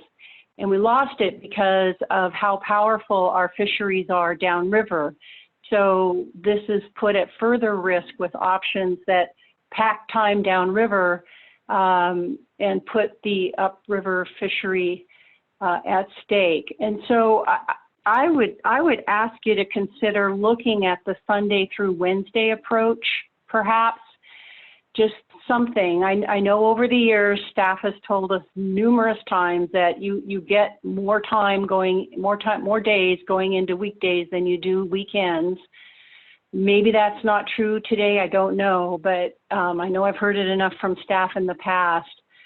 So we'd like to consider some options that protect every sector of this industry this year, all of us together, and try to find something that just isn't pitting everybody into their own rocks, because we just got to support each other, folks. This is grim, and we'd like to think there's something to look forward to when we come out of all this, and we'd like to come out of this a more united community than we are going into it. So I appreciate the option. I hope you'll consider what we have to expand the fishery across the entire spectrum. And appreciate all your work you did to pull us in together today. Great. Thank you, Liz. We definitely appreciate your input. It's value and assists us in understanding what the public fishing sector's thoughts are. Tess, I think we have one more hand, and I'd like to try to get last call on comments or questions before we wrap up this meeting. Yeah, Greg, I see your hand up. Would you like to go ahead? Yeah, I'd like to point out that between option 1 and option 3, there's only 2,270 fish. And if you got a run-up date around what John's saying, and it was a favorable run-up date, you could have more days in late September, which would give the economy a boost. It's like I'm saying, I'm still for option 1. That gives us best bang for the buck. Like John pointed out on page 5, it's 2,200 fish is the difference. It's not much of a difference between option 1 and 3, but option 1 is the most favorable one for me. Thank you. Thanks, Greg. And it looks like we've got 3 more hands up as part of our last call here. Butch? Yeah, can you hear me? Yes. I think that, all the comments are great, and I can appreciate Liz's, everybody work together. I'm of that same mind, but I just like to remind people that buoy 10 doesn't have the pleasure of the update. And that's not a complaint, that's just part of life. And so if and when that update goes up, you get additional days. If it doesn't go up, it stays the same. You've got the days as planned. And so I'm still a strong advocate of, after hearing all the arguments for option 1. So thank you. Great. Thanks. And Dave? Hi, thanks. I just want to make a point here on the issue of Drano Lake, and that I appreciate very much Tucker Jones' observations about what's been experienced and measured at the chutes.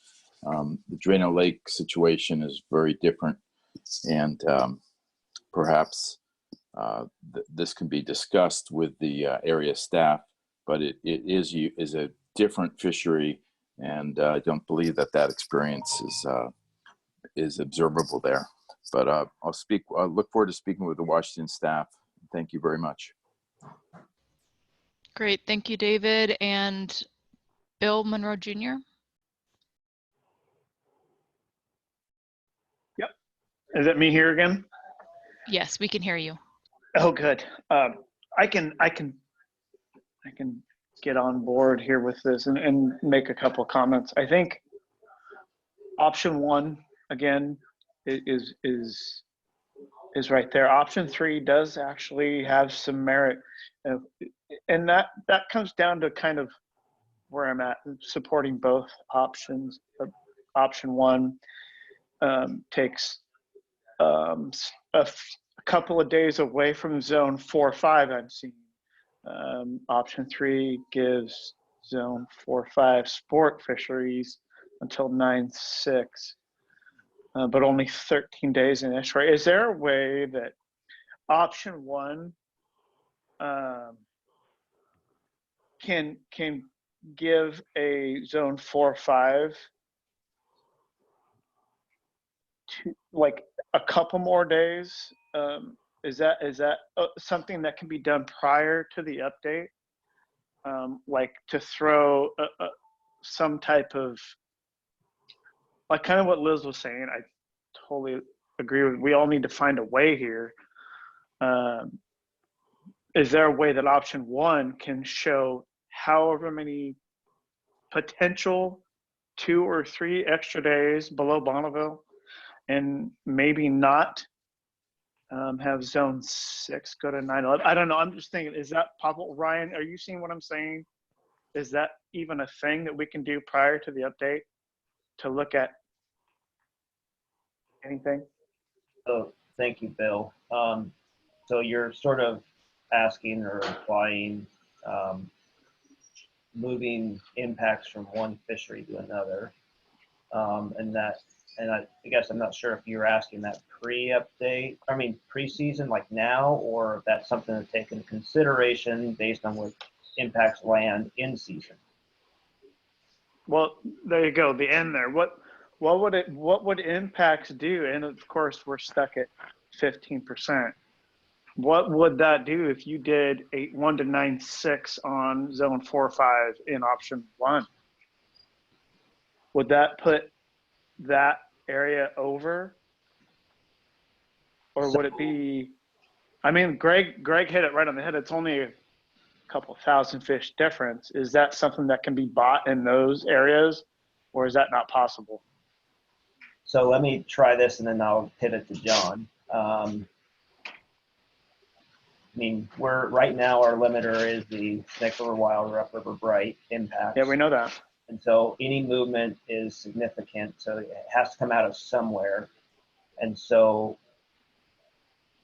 I mean, so it will come out of another fishery. If we add those days without moving it out of a fishery that exists pre-update, then we will exceed 8.25% if all the other fisheries fish to what the preseason plan is as it currently laid out. And so, and then if the run comes in below 200,000, we could see a DSA. I think that's the answer, but John wanted to see what your thoughts were.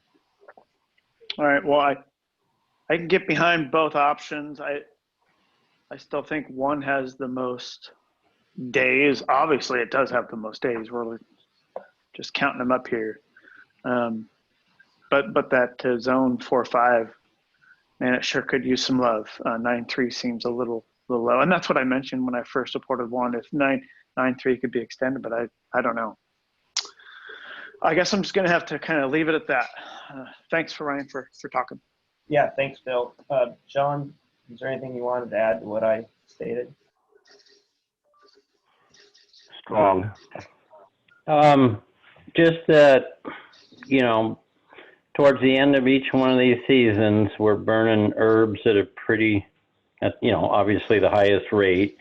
But to put it in perspective, Warrior to Bond would be about, our model says about 580 herbs per day in that section.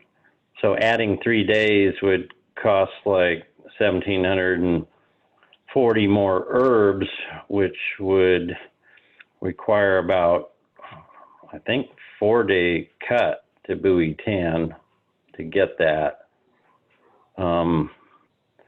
And zone 6 is only burning about 140 a day at that fairly early cutoff. So yeah, I mean, you could, that's the challenge is it's got to come from somewhere, and it's not cheap on the end of any fishery. The other thing to consider is, historically, I'll just throw this out there, but buoy 10 converts about you get 3 Chinook per every herb mortality. Yeah. Tongue point to Warrior and Warrior to Bond gets about 1.4. And then zone 6 actually has a decent conversion because a fair number of those fish are pool upriver bright. So something to consider is what you get for your herb burn also. So. Okay. Well, thanks, John. I appreciate the words. Thanks, Bill. And it looks like we've got one more hand up from Liz Hamilton. Thank you. I was on the last call. I want to be reminded of whether there's an ocean option that provides a more equitable river fishery. Because again, I'm really struggling with the equitability here and the risk that is placed on the upper part of the river right now, and wondered if there's an ocean option that helps. Because I know the URB run is 233, but we have to subtract out ocean harvest to get to river mouth, and I know that's why you're nervous and holding it at 8.25. But remind us again, if you would, what are the amounts that you expect based on the two ocean options? So Liz, yeah, I'll try to get us started and see if we can collectively try to answer that question. So you should probably not assume option 3 will happen, which is no fishing in the ocean. So you're down to option 1 and 2.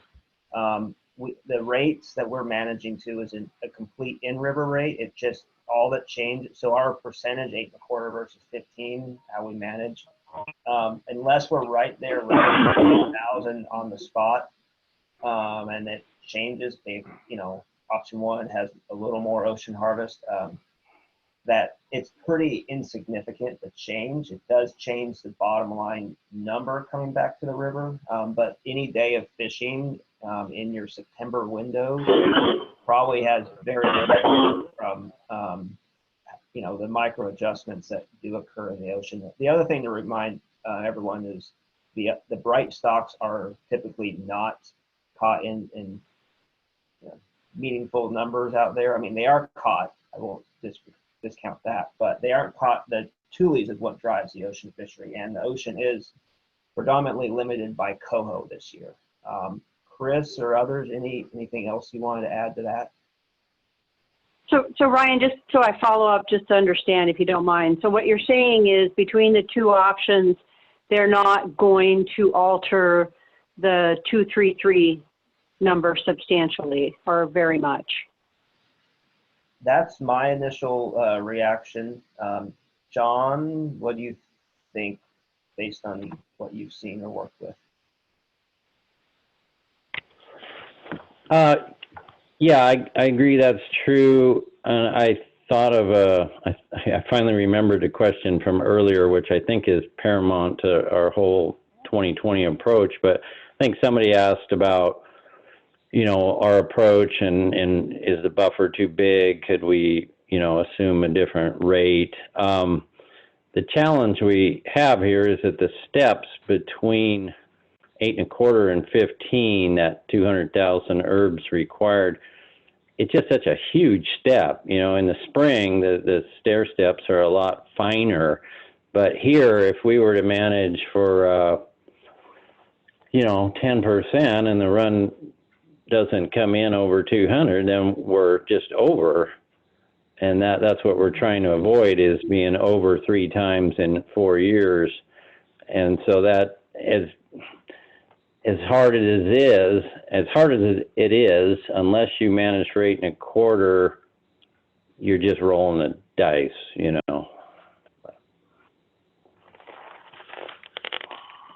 No, we understand why you need to do that. We do. I just was curious if the ocean options gave us any relief in river, and the answer is no, not really. Yeah, correct. I just wanted to, I was trying to pair your question with an earlier one that I don't think we ever answered.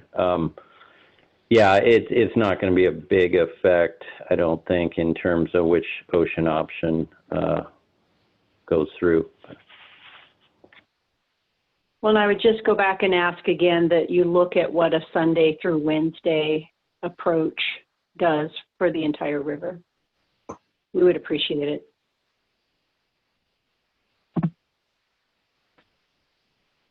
Thank you, Liz. Tess, do we have another hand? Was that it? I think that's it. Okay. So I am taking control in the sense that public comment is closed. I had that opportunity, and we provided last call, so hope that helped. I want to remind everyone that you can provide comments through through online North Falcon WDFW website. We will share that with Oregon staff, so please feel free to provide further comments or different comments, or if you didn't provide a comment, either way, you can provide a comment online. So my kind of summing up what I heard in a very, very high level, we heard some concerns on steelhead impacts and what the regs are, whether they're sufficient or not. We also heard, I believe we heard basically either option 1 or 3, and with the potential consideration for modification on option 3. So those were we didn't hear much support for option 2. So, and just want to remind everyone that we are only a handful of days out in front of PFMC, and staff's plan is to take one option into PFMC as we move forward. So please get us your comments one way or another, preferred online commenting, but there are other ways to do that to staff, and try to get sooner than later. Don't want to say we'll move past it at a, whether it's Thursday or Friday or Saturday or Sunday, but the earlier in the week you can get it, this week you can get it to us, the better, because at some point we do have to move forward. So, Bertice showed the website link, so appreciate that, and the Pacific Fishery Management Council for those who want to follow along. What I want to do now is, while we have a few minutes, circle back with staff on what we heard from this rec breakout. Any thoughts, John or others, regarding comments that we heard? And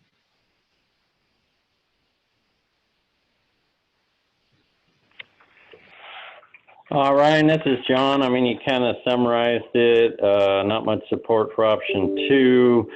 Interest in modeling Sunday through Wednesday days per week approach. Well, I guess we could do that. We don't have a lot of time, but yeah, I guess that's all I got. yeah, so thank you, John. Maybe a thought, and I'm curious if Bill or Tucker or Chris are on as well, or Jeff on this, but obviously we'll take public comment seriously and under consideration, but anything we do move forward and will meet our conservation objectives and management intents for 2020. But we do appreciate the comments today and that we'll be getting over the next few days. Chris, Tucker, Jeff, or John, any other thoughts out there before we move forward?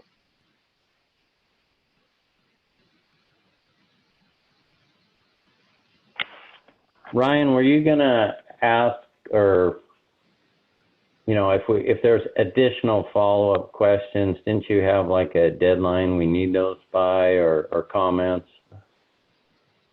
Yes, yeah. So staff wants your comment sooner than later, but we need to receive meaningful comments, take under consideration before the weekend ends. Sooner prior to that is preferred. So if you have the option to get it to us by Friday, that is ideal.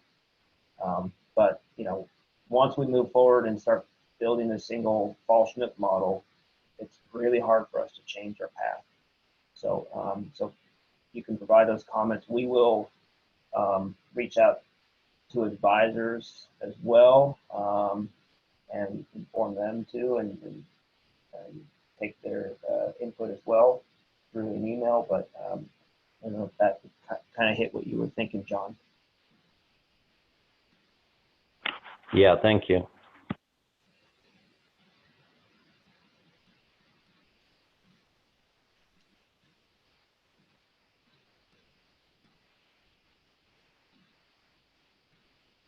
All right.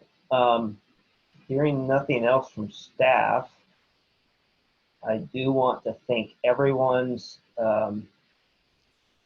participation today.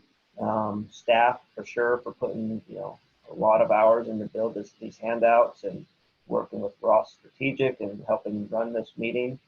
I want to thank all the public who has called in or logged in. It's We prefer to obviously do this face to face, and hopefully we will soon enough, to be determined on when.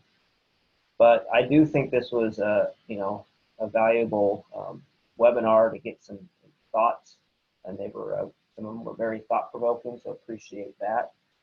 That is our objective. We're obviously hoping we would just have one option that everyone wanted to lean to, so we still have to figure out option 1 or 3 or how 3 looks.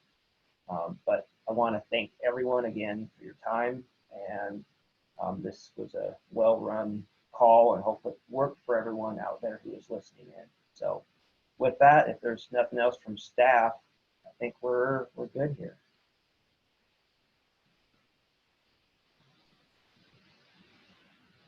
All right. With that, all information again will be posted on the North Falcon website. You can provide comments there. This recording as well. So thank you, everyone.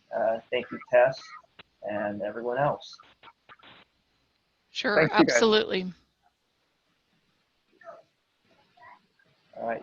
Thank you, everyone. Have a good one.